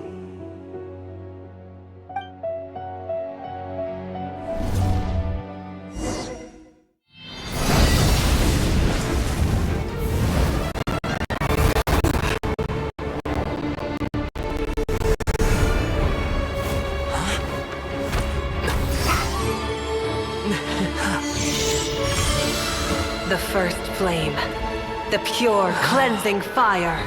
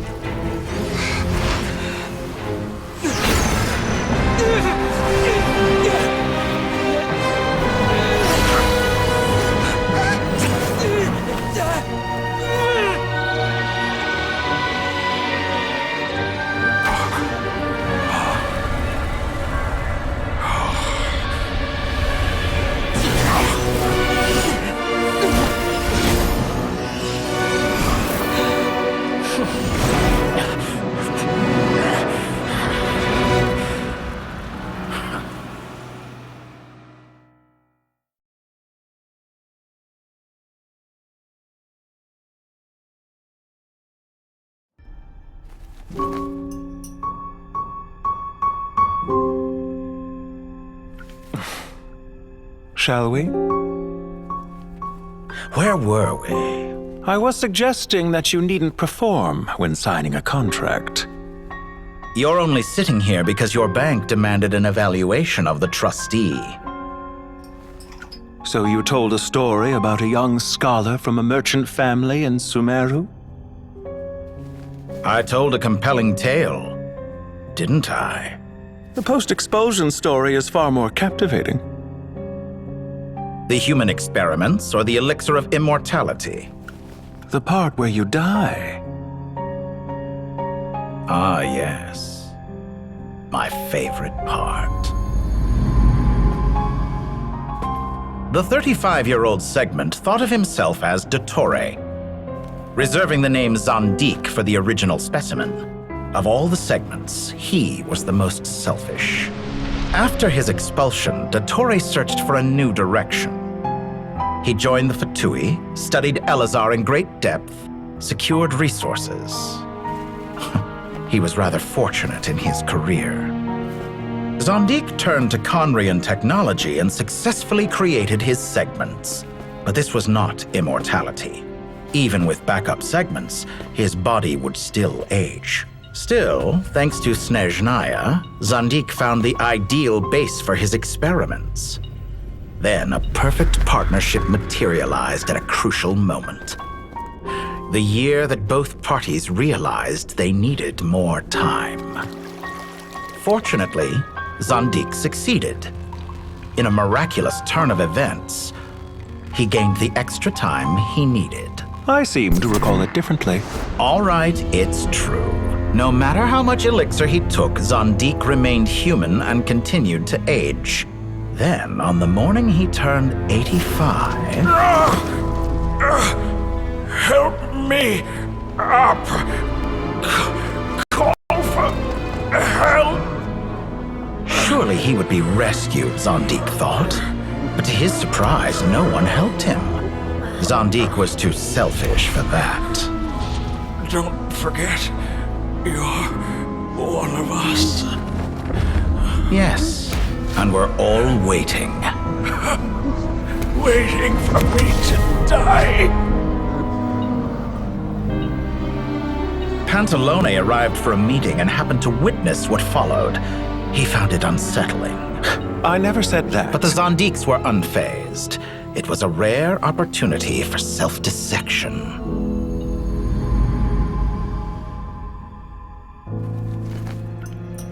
What does all that have to do with you depositing your data at Northland Bank? It has made me cherish my time in this world all the more. Fair enough. So you do have a sense of self-preservation.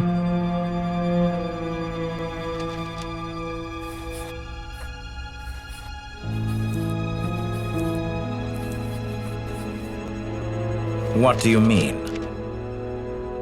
You're hardly normal, and you don't cherish life. You just don't want to admit defeat in the limited time you have. Even so, don't I deserve an interesting ending? I'm counting on it.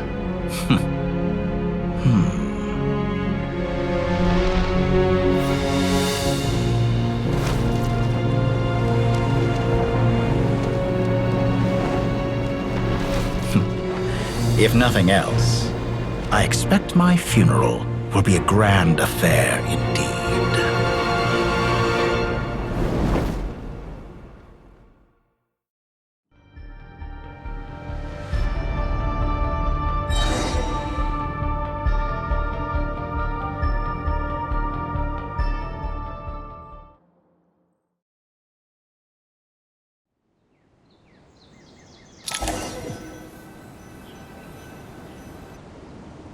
What a magnificent fire.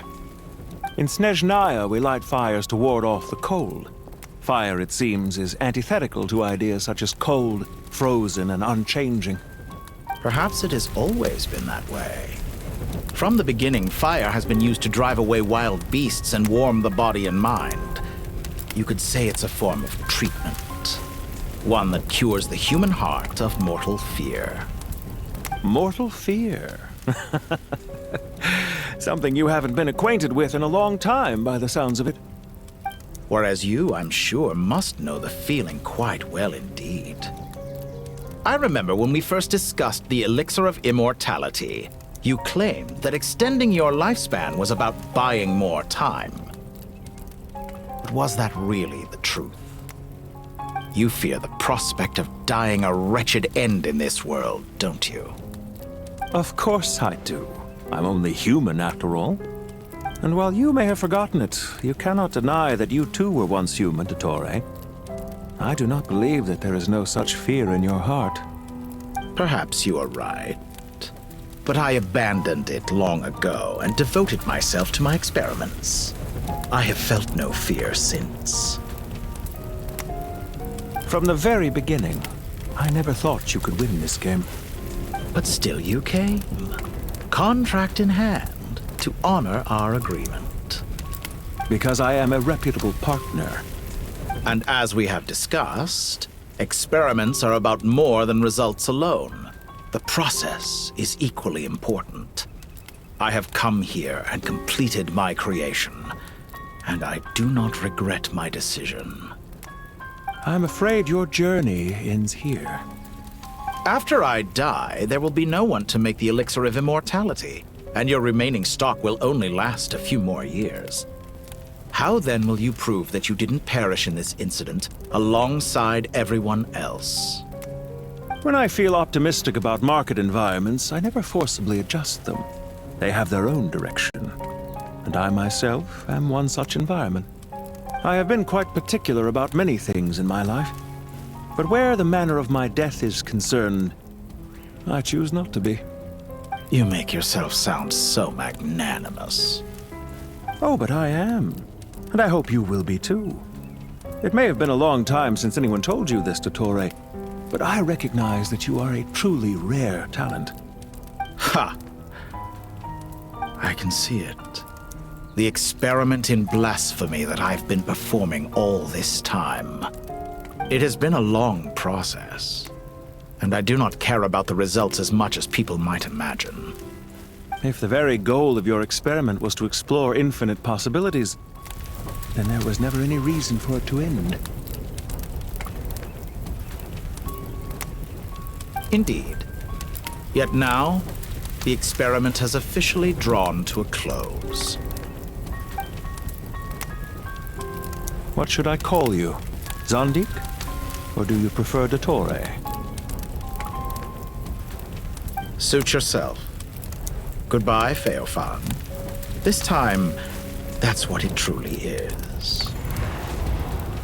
And don't I know it? Goodbye, Zondik.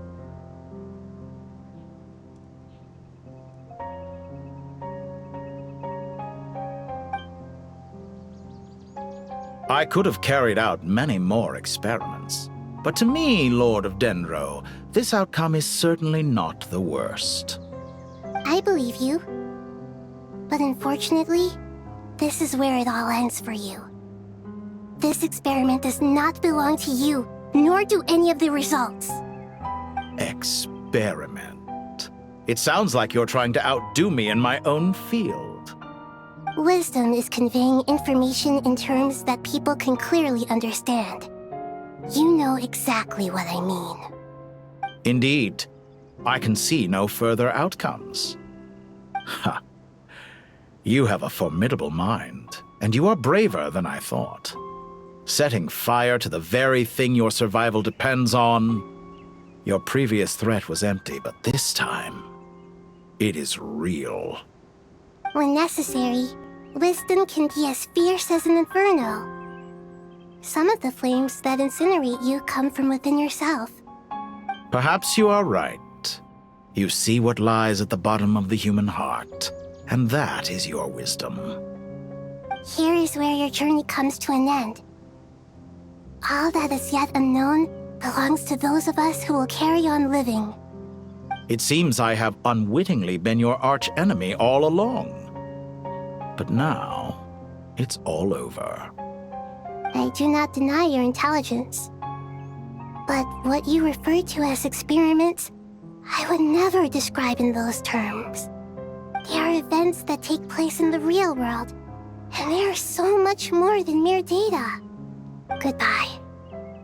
We will never meet again.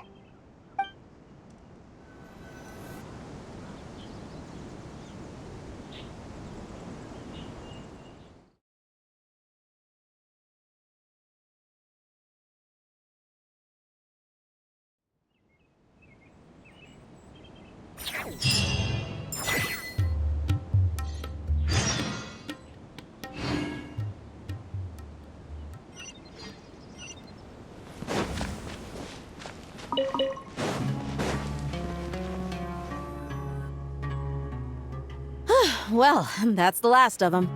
Everyone on the list is already back where they should be. It was a long, hard road, but we finally finished escorting everyone back. I just pray that we'll never need to leave again. I hope we can stay here forever in this peaceful paradise of our own choosing. Paradise. In the annals of the Temple of Silence, that word carries great significance. It represents the hopes and desires of the gods. Their longing for a place to rest. I wouldn't think gods need such a place. People always think they're the only ones who can lose their homes. They forget that gods too need a place to reside.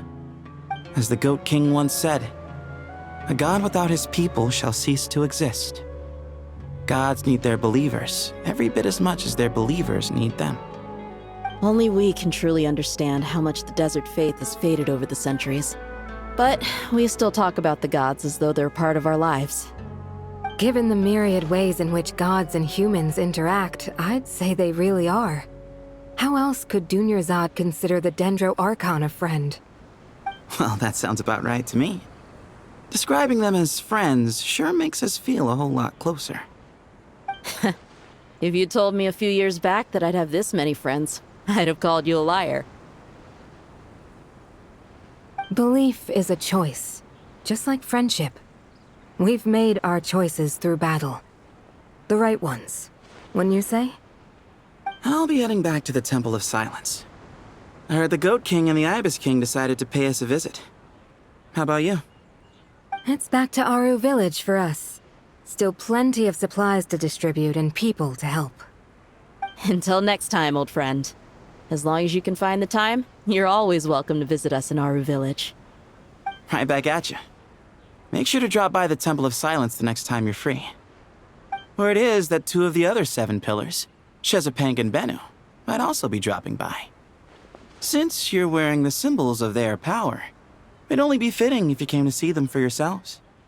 Dropping by? That makes it sound like they're visiting a neighbor's home. Well, the temple was founded by Hermanubis, so I guess to them, that's exactly what it is. Guess that's true. All right. We'll make sure to find time to stop by. Stay safe on your journey home. I will.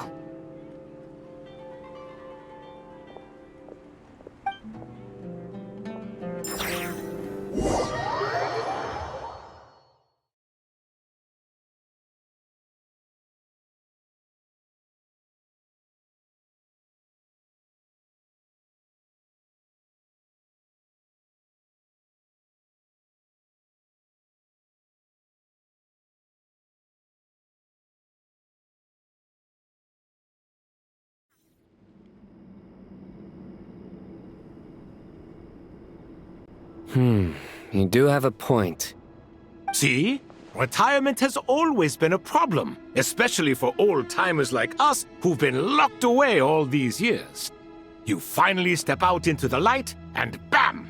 You're face to face with a whole different world. Naturally. What do you think, Layla? Huh? Why would you think to ask me? How could I possibly be qualified to decide where the servants of King Deshret should live? Sorry if my question was unclear. Do you think their statues will stand out too much if we place them here? Hey, I never agreed to this. How could we possibly allow our statues to be left in Hermanubis' home? That would be like breaking into someone's house, then pretending it belonged to you in the first place. Different beliefs can coexist. We still need to respect one another. By which you mean, you two plan to stay at the Temple of Silence, for a while at least, but you have no intention of relocating your statues here. So, you see this as sort of a family visit? Is that correct? Family. Huh. You could say that. In a sense, Hermanubis would view this as his home. Just look at this place. Magnificent, is it not? The sad truth is, in the past, all 3 of us invested so much into misguided ventures. We failed to build what we should have, and wasted so much time instead. And what do you mean by that? I mean that for the most part, time spent associating with the likes of Sobek, and, let's say, Thoth, might reasonably be considered wasted. Why does that not surprise me? Go on. Anyway, given how much time we'll all be spending together, I'd say that the bonds we built will end up proving to have been a sound investment. Once Sethos, the current leader of the Temple of Silence, returns, you can discuss the matter of staying here with him. But judging by the expressions of everyone here, I imagine you'll receive a very warm welcome. This sacred ground houses untold knowledge, after all. What better place for the servants of King Deshret to appear in the mortal world? How about we share a meal together first? I imagine it's been many years since you last tasted fresh food. Oh, that sounds wonderful. After so many hundreds of years, I can only surmise that desert cuisine has become a lot more varied. Are we having a get-together? If you'd like, I can help prepare some food. After all, Lord Thoth, you helped me so much in the desert, and I still haven't properly thanked you. Oh, my, that would be wonderful. I'm touched that you still remember. How the times have changed. To the people of today, it seems the Ibis King has become a kind and passionate god. And you, Mr. Herreshoff? What kind of god do you wish to be? To be honest, I haven't given it much thought. How about you, Dendro Archon? Do you have any hopes for your future? Me? I'm very happy with my current life. Forgive my bluntness, but you do not seem to derive your authority from majesty and might, like Lord Al-Ahmar. Clearly your approach has its advantages, but also its dangers, don't you think? I do, but projecting a majestic front doesn't really suit me. Besides, my relationship with others isn't simply one of a god and her people. Not putting on airs might earn you more adoration. Exactly. Besides, I really like parties where everyone brings their own food, and we all come together to share. You should join us. I'm sure you'll find it fun. Last time when we got together for a picnic near the Avidia Forest, it was quite the occasion. Seeing as you're already here, how about we hold the next one in the desert? Can we do that? Wouldn't Tainari have to transport a ton of drinking water? Don't worry, I can help out. Layla, would you like to join us next time? Me? Sure. The more the merrier. That way we... Don't take this the wrong way. I just think you should know. When it comes to passing the time, chess is more our thing. In that case, Dendro Archon, what do you say? If I were to compete against you, I can't say with certainty I'd win, but I certainly wouldn't mind giving it a shot. Where's Sobek? I'm sure he'd be good for a few rounds. Cards, cards, cards! I'll always prefer chess. I wonder what variant of chess we're talking here. Mr. Thoth, is there some sort of astrological significance to this game? Oh, I'm glad you brought that up. As long as the leader of the Temple of Silence agrees, we can search Hermanubis' place for books to teach you how to play.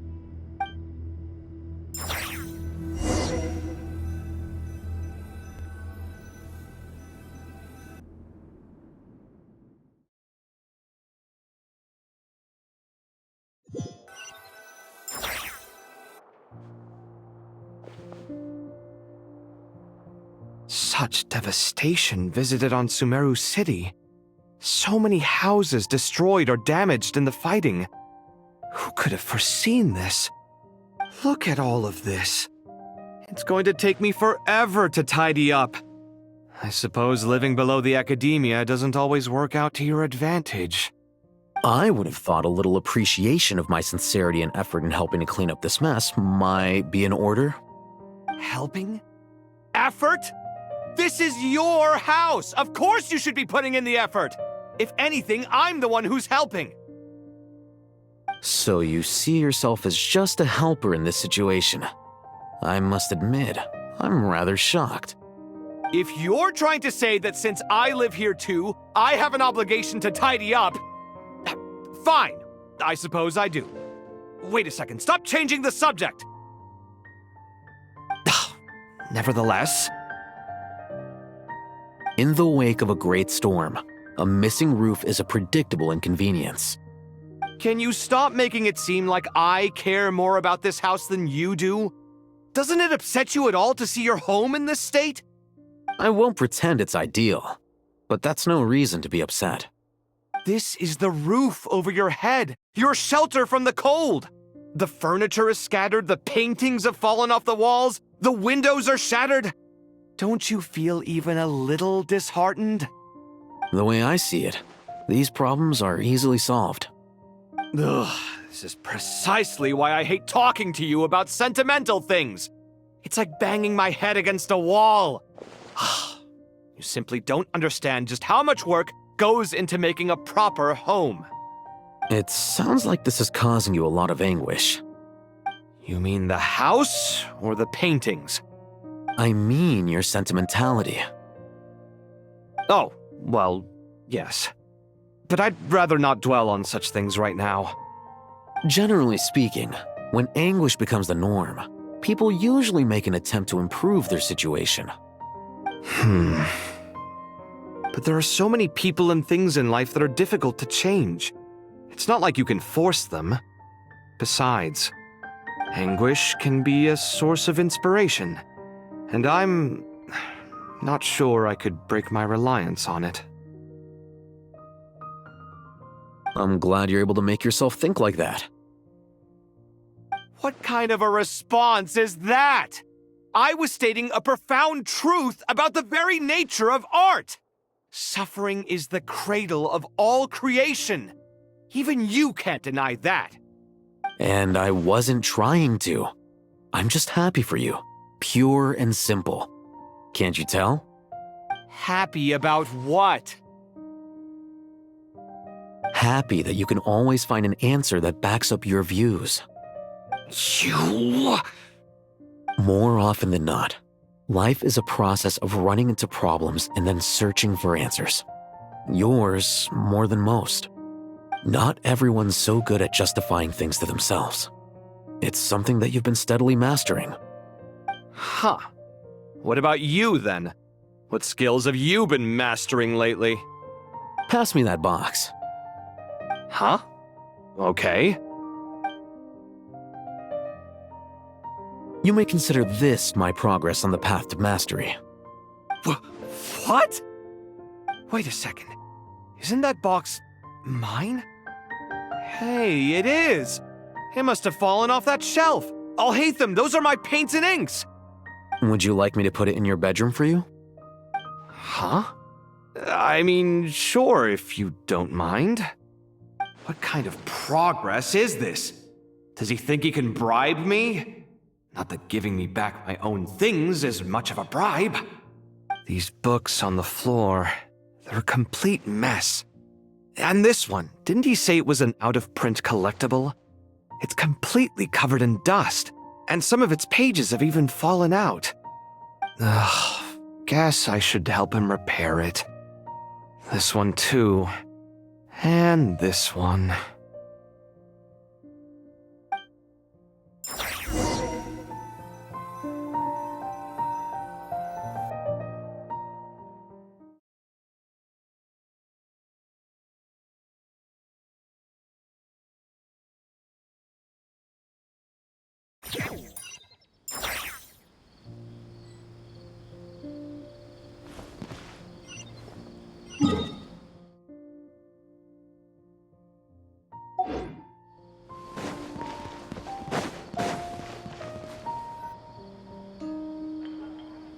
Local sumpter beasts, imported goods, such a bright future ahead.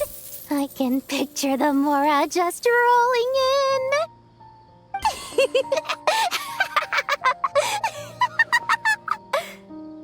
You do realize you sound like a choking cow?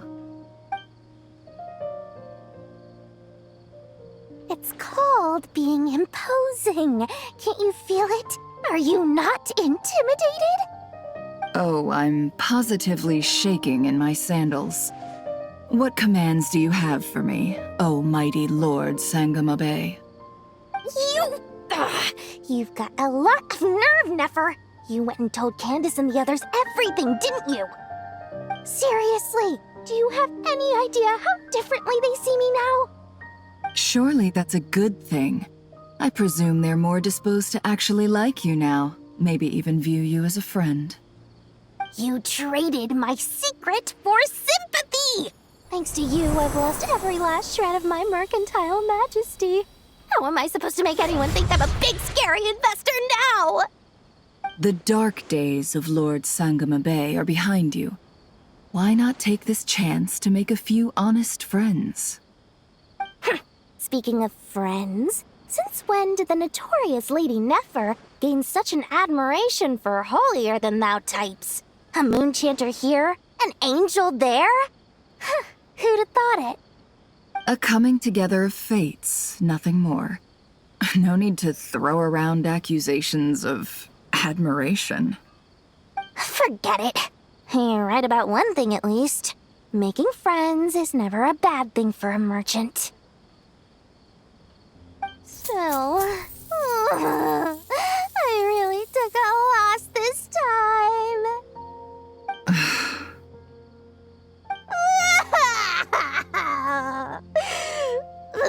What are you looking at? I'm trying to see if you're really crying or if those are just crocodile tears. A little birdie told me that when Lord Sangama Bay makes money, the tears flow from the center of her eyes, but when she loses it, they flow from the corners. Which is it this time? Ugh, you are so annoying. I'm not talking to you anymore. Nefer! Thank goodness you're here. I've been looking everywhere for you. Huh? Well. If it isn't the House of Dana's very own librarian. What can I offer you today, Miss Katayun? Oh, no. I'm not here to buy. I'm here to bring Lady Nefer a book, and a fascinating one at that. We agreed to meet at the entrance to the mausoleum of King Deshret. One more thing. I bought this copy with my own money.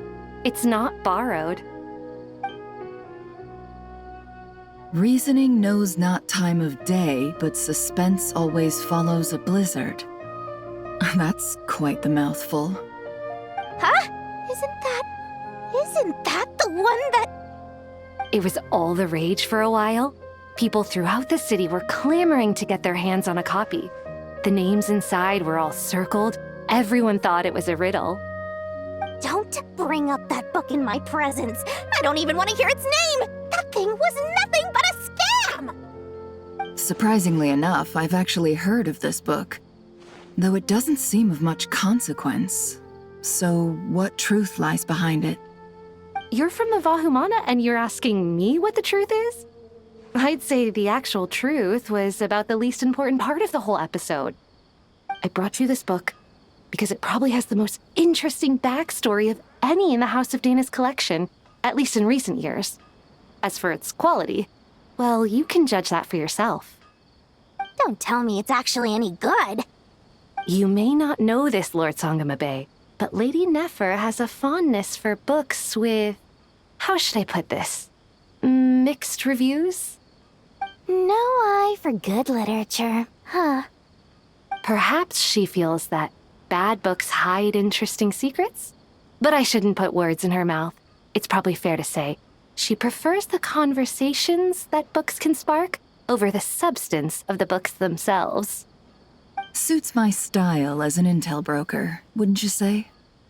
Very interesting, thank you. I'll return it to you once I'm done reading. And as it happens, I have something for you, too. Incense? I imagine you've already used up the incense I gave you last time. Here's some more. This batch is from Nodcry, so the scent won't be quite the same. Well, actually, I've been saving the incense you gave me. I couldn't bring myself to waste it without a special occasion. But I'll gladly accept this, too. And I promise I'll use it this time. Katayun, you haven't changed a bit.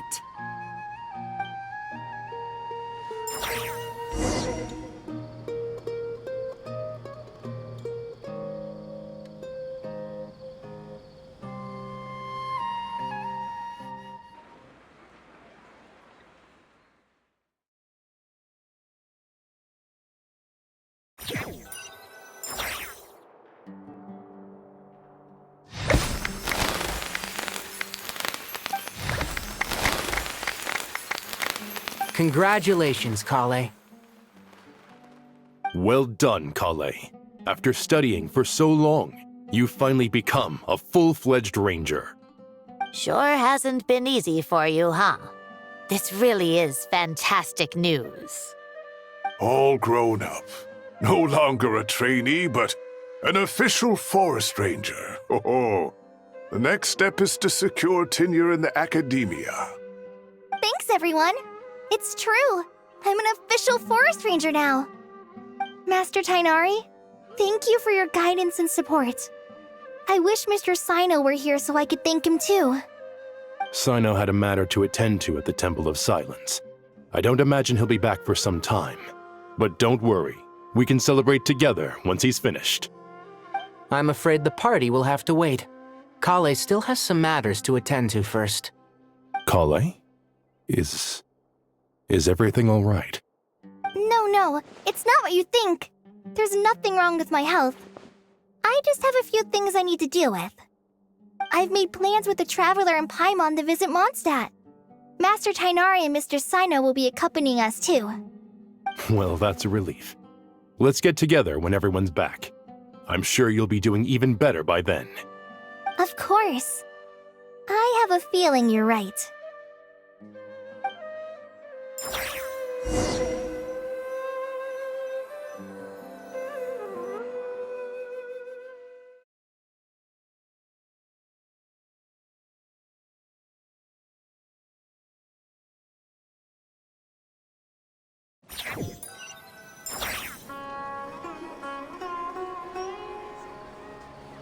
Phew!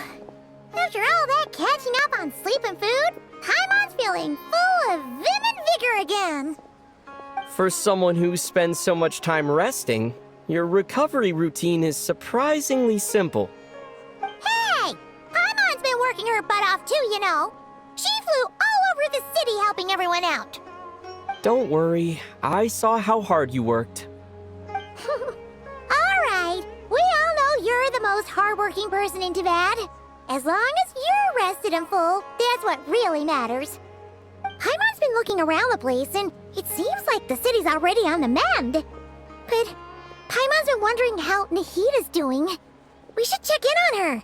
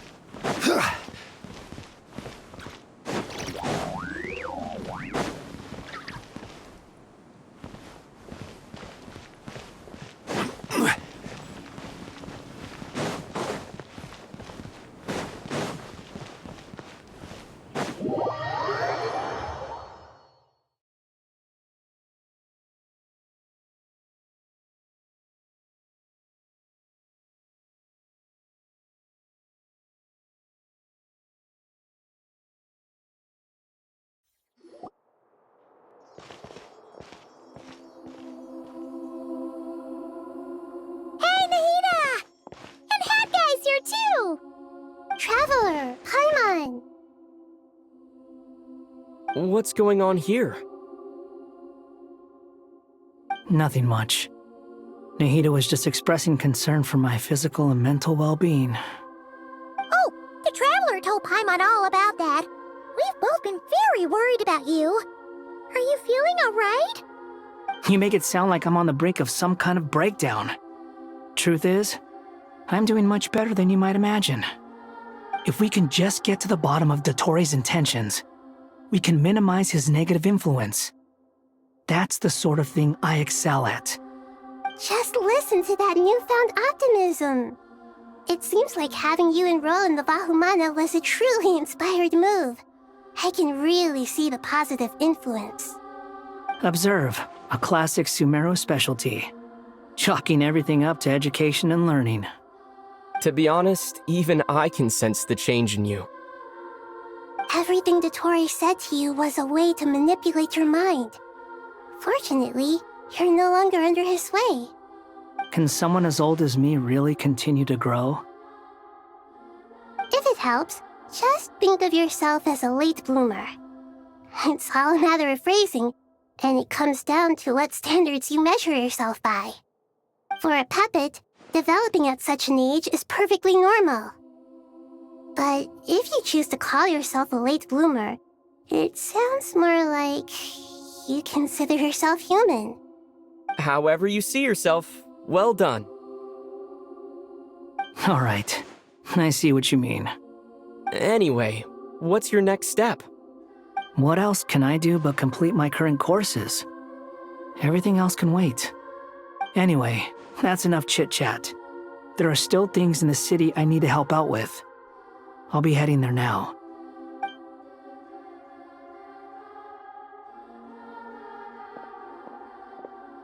I'm so happy that Hat Guy is doing better than we thought.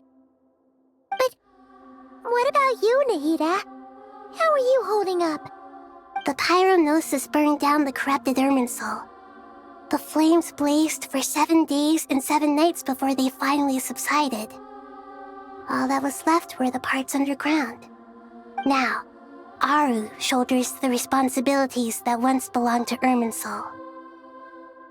The situation was contained before it got out of hand, so Tevat's most vital information has largely been preserved. Irminsul has a strong influence over you, doesn't it? How will you cope now that it's gone? There is no need to worry. Thanks to Nicole's extraordinary talents, my connection to Irminsul has been severed and transposed onto Aru. Angels can do things like that? They can. Such abilities are precisely what makes them so powerful. The goddess of flowers, Nabu Malikata, once claimed that she too could perform feats beyond the reach of mere mortals. In my eyes, much of what she went on to achieve reached such transcendent levels. Her and Nicole really are both fascinating and magnificent. So, does that mean your situation is stable now? Correct. Just imagine that Aru has become the new Irminsul, and the essence of my existence has been bound to it. The wisdom of Sumeru has ultimately converged into a single, unified entity. Should we ascribe this all to fate, or is it merely fortune? Whatever it is, the important thing is that you're okay, Nahida. Dendro Archon, Lesser Lord Kusanali. Oh, thank goodness you're here. Greetings, Traveler and Paimon. Sir Nevis, do you have something urgent to say? Yes, there's something I need to report. We've received a message from Snezhnaya.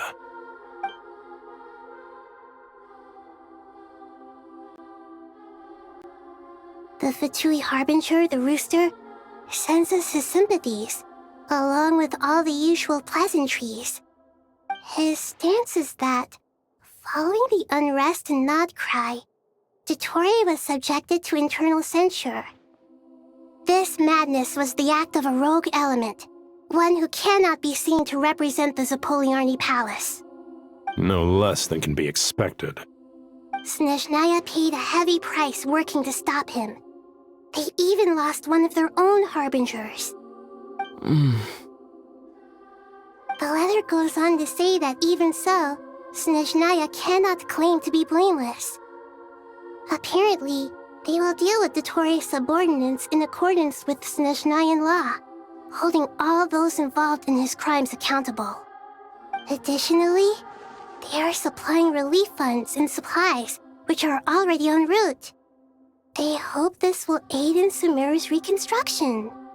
Sounds like he's got an answer for everything. True. But as diplomatic rhetoric goes, it's highly effective. Completely watertight, both in logic and sentiment. This disaster has had a profound impact on Sumeru. There is much that I will keep in my heart. The matter of Dottore can be seen as settled for now. We are sure to cross paths again in the future, and in that light, Snezhnaya would do well to uphold their responsibilities and keep a tight rein over their actions. With Irminsul burned, the flow of fate now carries many more possibilities. I will be watching carefully. Perhaps we can move on to a less serious matter? Dendro Archon, will you eat with us once this matter is dealt with? Everyone wishes to celebrate together. Your presence would be most welcome. Of course! Dunyarzad, Sino, and Hypatia all told me the same thing. If there isn't enough room for everyone, we can arrange back-to-back feasts. What a wonderful idea. That just leaves the question of what we should eat. Not more tomatoes, surely. More? Dendro Archon, what do you mean by more tomatoes? Those good friends of yours are always talking about tomatoes. Sometimes when I'm walking through the city, I can even hear them arguing in the fields. Since you see them so often, you must hear about tomatoes even more than I do. Tomatoes. Tomatoes. The word has a certain magic to it.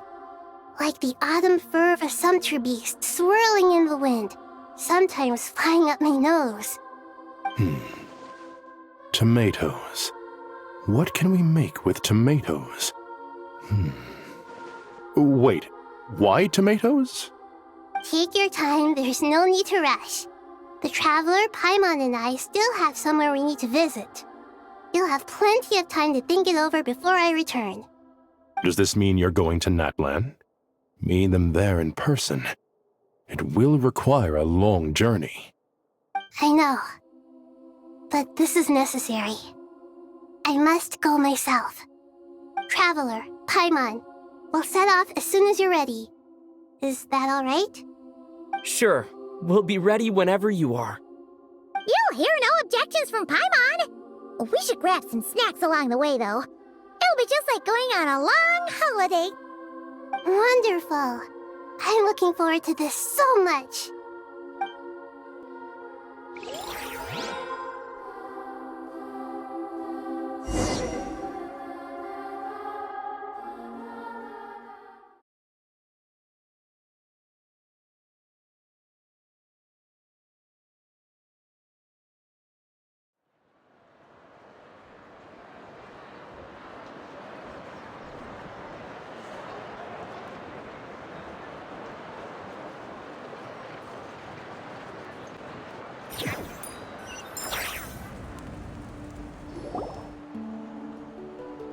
Natlan is such a lively place. It's super cheerful and positive, too. I can see that. There are people outside exercising at all hours. Such a healthy way of life. You came. Welcome, welcome. You must be hungry from your journey. Would you like something to eat? Oh, thanks, but no thanks. We've been eating the whole way here. We had a mushroom platter, Sab's meat stew, butter braised chicken, hot asara pudding. Paimon's positively stuffed. All right, all right. No need for all that detail. I'm starting to get hungry myself. Maybe later then. We can wait till everyone's got an appetite, then I'll head out for a meal together. Sounds like a plan. Let's find somewhere to sit down.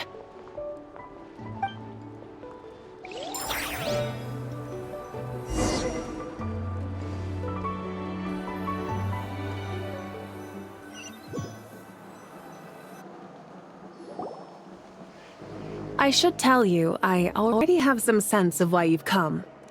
Why's that, Malika?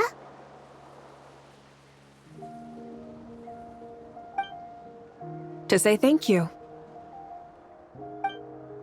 Your senses are spot on. But on top of that, we also feel guilty.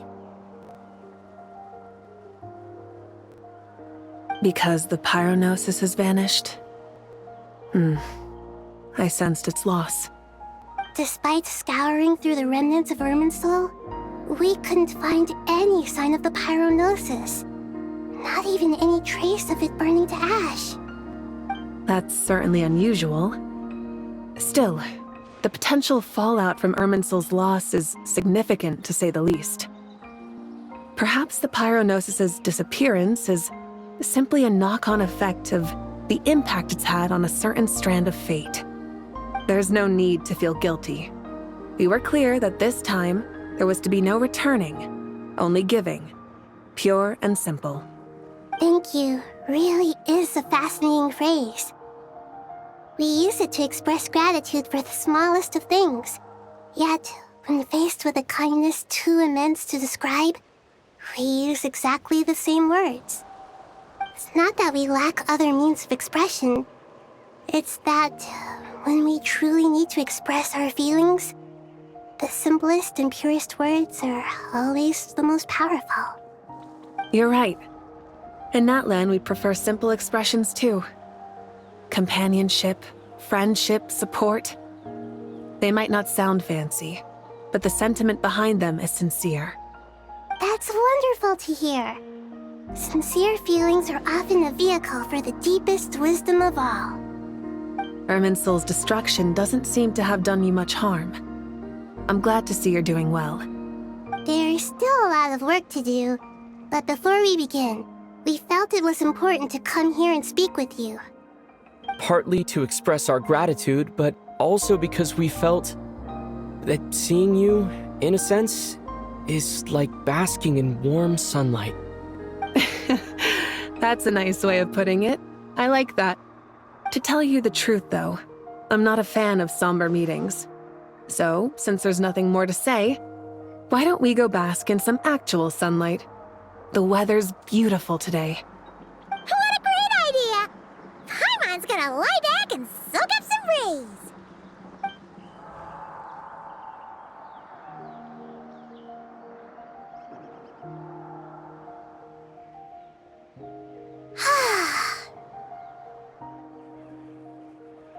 In that case, I think I'll lie down for a bit too before we head to our next stop. And where might that be? Mondstadt. Paimon and I are gonna head back there with Kale and the gang. Long ago, I sensed that the god remains inside Kale had come from the goddess of flowers, but I kept it a secret. Those remains weren't hurting Kale, not as she is now. They simply exist. Besides, I could sense a deep yearning within her. A yearning for an ordinary life. A yearning to hold on to the hard-won happiness she now enjoys. With someone like her, I have a responsibility to keep her secret. She should be ready to face the truth by now. Whenever people meet, there is always the potential to create warmth and kindness. Every child grows up. But even as adults, they are still children in the eyes of certain people. Oh, just like how Paimon sometimes sees Nahida as a little kid. Is that so? Well, anyone who's friends with a kid is probably a kid themselves. Of course! And there's nothing wrong with that. When we get back, we'll actually be hanging out with another of our friends who happens to be a kid. Or more like looking after, in her case. Anyway, we'll always be there to watch out for our friends. Dear Sucrose, when you receive this letter, I'll probably be as busy as always. But busy with wonderful things. That's because I'm no longer a trainee. I'm now an official forest ranger. Impressive, right? Sino said that official rangers sound much tougher than trainees. Though he did say it was already pretty tough to start out with. You probably heard that something big happened in Sumeru recently. Don't worry, it's all been taken care of. We're heading to Mondstadt soon, so if you're free, maybe we could meet up? Plus, it's not just me. A few of us are going. Hey, do you still remember that time we all got together? You know, when we all went to the Windbloom Festival? It'll be just like that.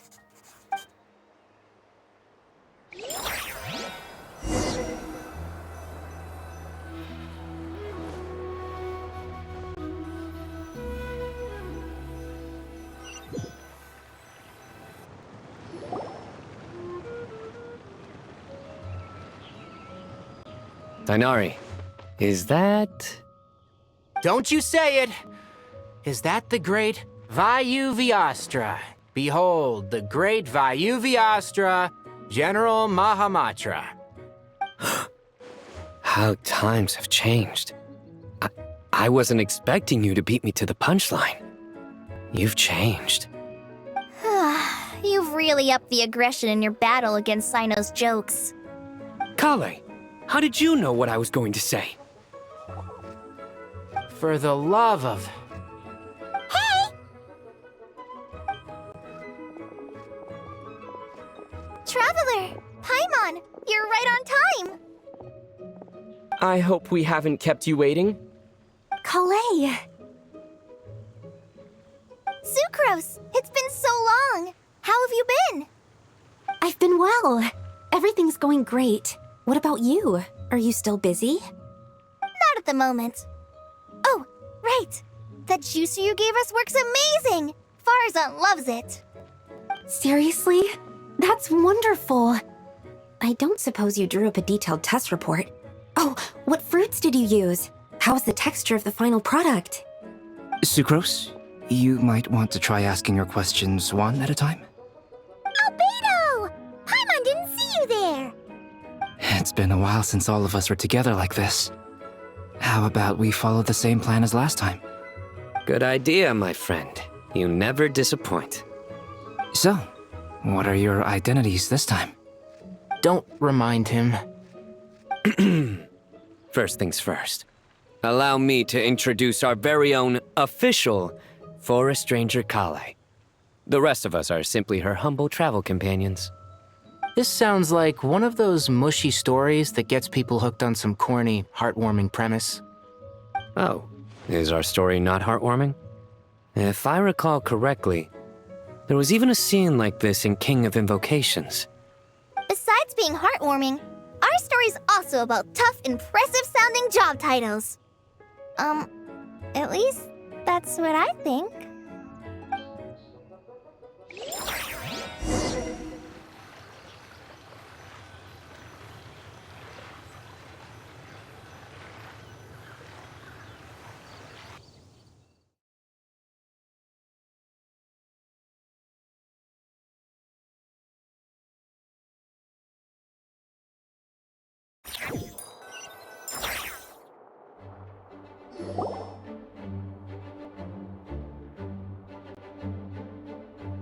Oh, you're here already?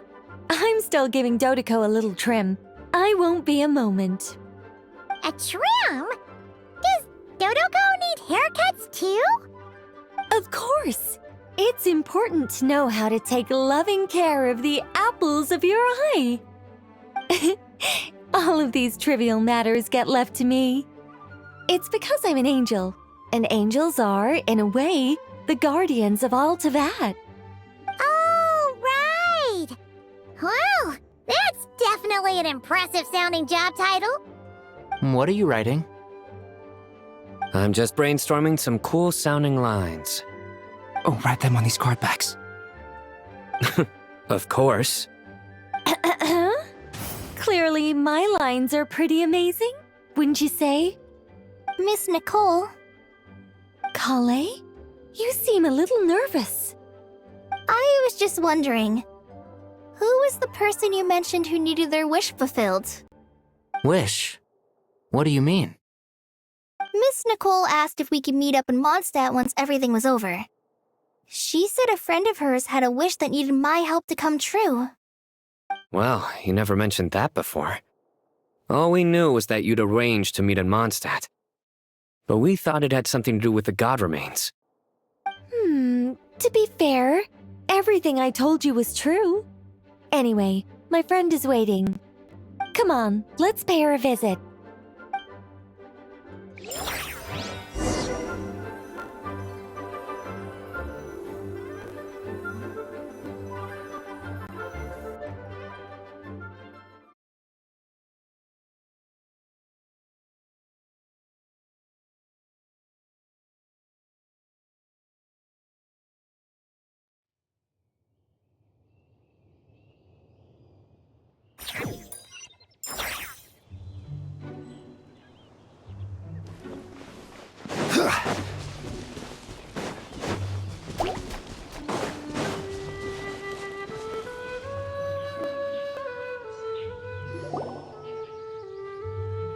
Huh? You're... Surprised? I bet you weren't expecting to meet a woman like me beneath this beautiful tree in a faraway land. An oasis will spring from the place where a djinn resides. That saying falls somewhat flat here in Mondstadt, given that everywhere is already so lush and green. Lilupar, what are you doing here? I made friends with Miss Nicole. I asked her to bring me here and then invite Kale to come. The prologue to this story is that I have a wish. It has stirred within my heart for centuries, millennia even. Originally, it was merely Al-Ahmar's lie, but now it has become reality. Could this be... related to the goddess of flowers? My dear young lady, my mistress left her final trace in this world upon you. I can't tell you how glad I am to see you here. And now I have seen you, and peered into your heart. You have experienced hardships and suffered setbacks. The torment an ordinary person might expect to face has befallen you threefold. This is the source of your resilience. But, beneath all this, I've witnessed the seeds of desire. You yearn to return to the simple life you once knew, do you not? I do. I want to throw away everything that isn't mine. But how do you decide what is yours? The scars that others carve into your flesh? The kindness and love they inscribe? Are these things not yours as well? They are. This is something I've talked about with Miss Nicole. Miss Nicole said I should learn how to adjust my standards. I just want to live as an ordinary human. Anything beyond that isn't mine. Don't you want anything from the remains of the goddess of flowers? She gave me a revelation once. I think that's already more than enough. In the past, you would not have possessed such a rich heart. Your brief life has taught you to hold on to everything good, to home in on kindness. How fascinating. You're nothing like Nabu Malikata, and you're certainly not her. Of course not. I'm not some great and powerful being, Miss Lilopar. Yet I am a djinn. We exist because of the Lord of Flowers. We revere and love her. My wish is to see her one last time, to give everything for her. Kale, can you do this for me? But her remains won't be easy to remove. Are you sure this is what you want? That's beside the point. First, I need to know. Are you willing to do something for the soul of this lonely, wandering woman? I'm willing. But look, you know nothing about me. Even if you have heard the stories about me, all you would know is that I was rightly punished for the many evil deeds I committed. Ah, so you do know. Your lips are quivering, your eyes trembling, and still you're willing to do something for me. Life has been cruel to you, and yet you've learned to be kind. My dear young lady, to repay your kindness, I too must play my part. Are you sure about this, Lilupar? I yearn to see my mistress. For this moment, the world can burn to ashes, the universe be engulfed in flame. I care about nothing else. And you, Kale, I can give you a gift. You'll become just another ordinary human. But Miss Lilopar, what will happen to you? My wish will be fulfilled, and I can die happy. Why Why would you wish for that?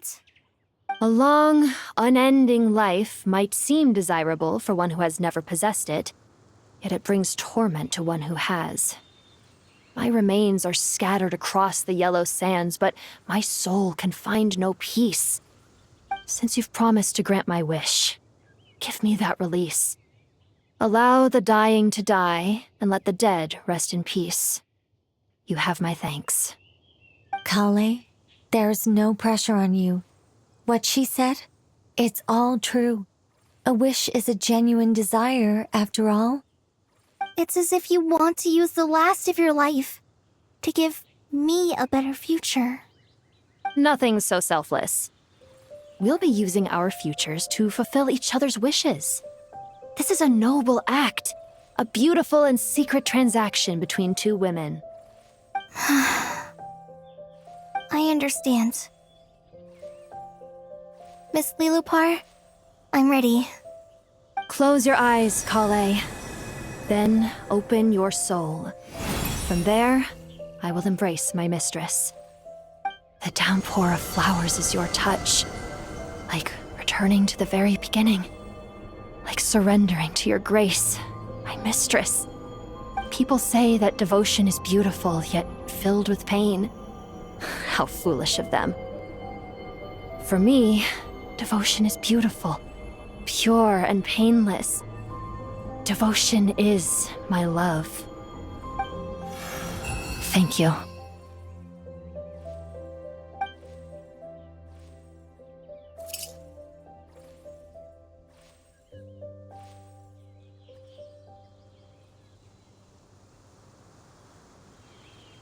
Lilupar! She disappeared? She left, carrying the blessing of flowers. Kale, are you alright? I'm fine. Now that the remains are gone, I don't actually feel any different at all. Those remains weren't hurting Kale. Not as she is now. They simply exist. Besides, I could sense a deep yearning within her. Kale must have already received what she was yearning for. I'm doing fine. I feel relaxed. There's really no need to worry. Then my wish has come true, too. To become ordinary? That's just one of my wishes. Actually, I have a few more. For instance, I want to protect the people I meet and help them find happiness. That sort of thing. So between Miss Lilupar and me, you've fulfilled 2 wishes already, and protected 2 people. Wonderful, isn't it? I feel so fantastically happy. I guess that settles things here. So what's next? What do you want to do when we get back to town? Clay, look who I've brought to see you.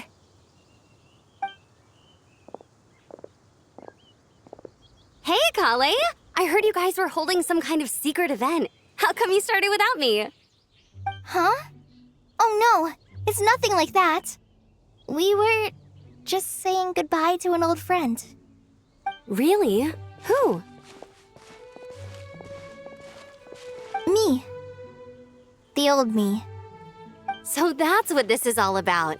Did you come all the way to Mondstadt for that? Because we knew the old you so we could witness the change? Exactly. The old me is gone. I puffed her into the air, and she became a fluffy pink cloud, floating into the sky, before disappearing forever. Do you think, maybe up in the sky, she has friends waiting for her with test tubes, flasks, and bows?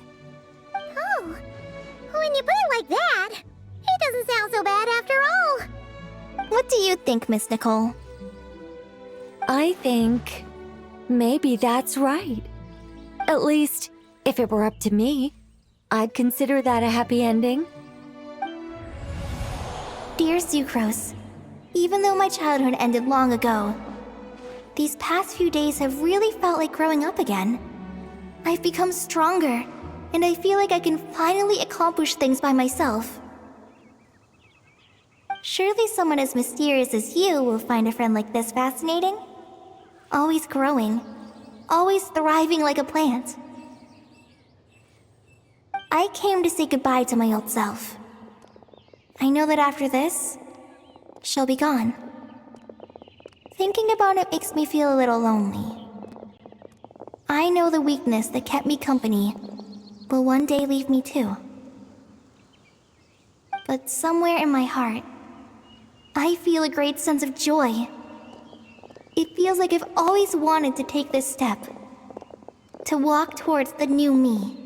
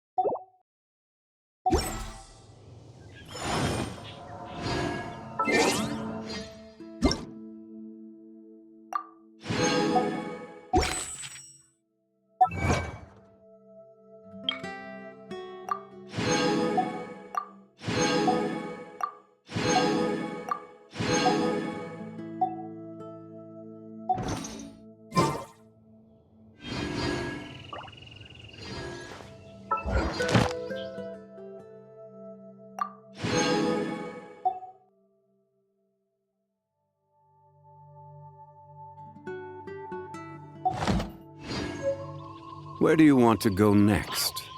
If you'd like to see Liyue's tourist spots, I have a few references.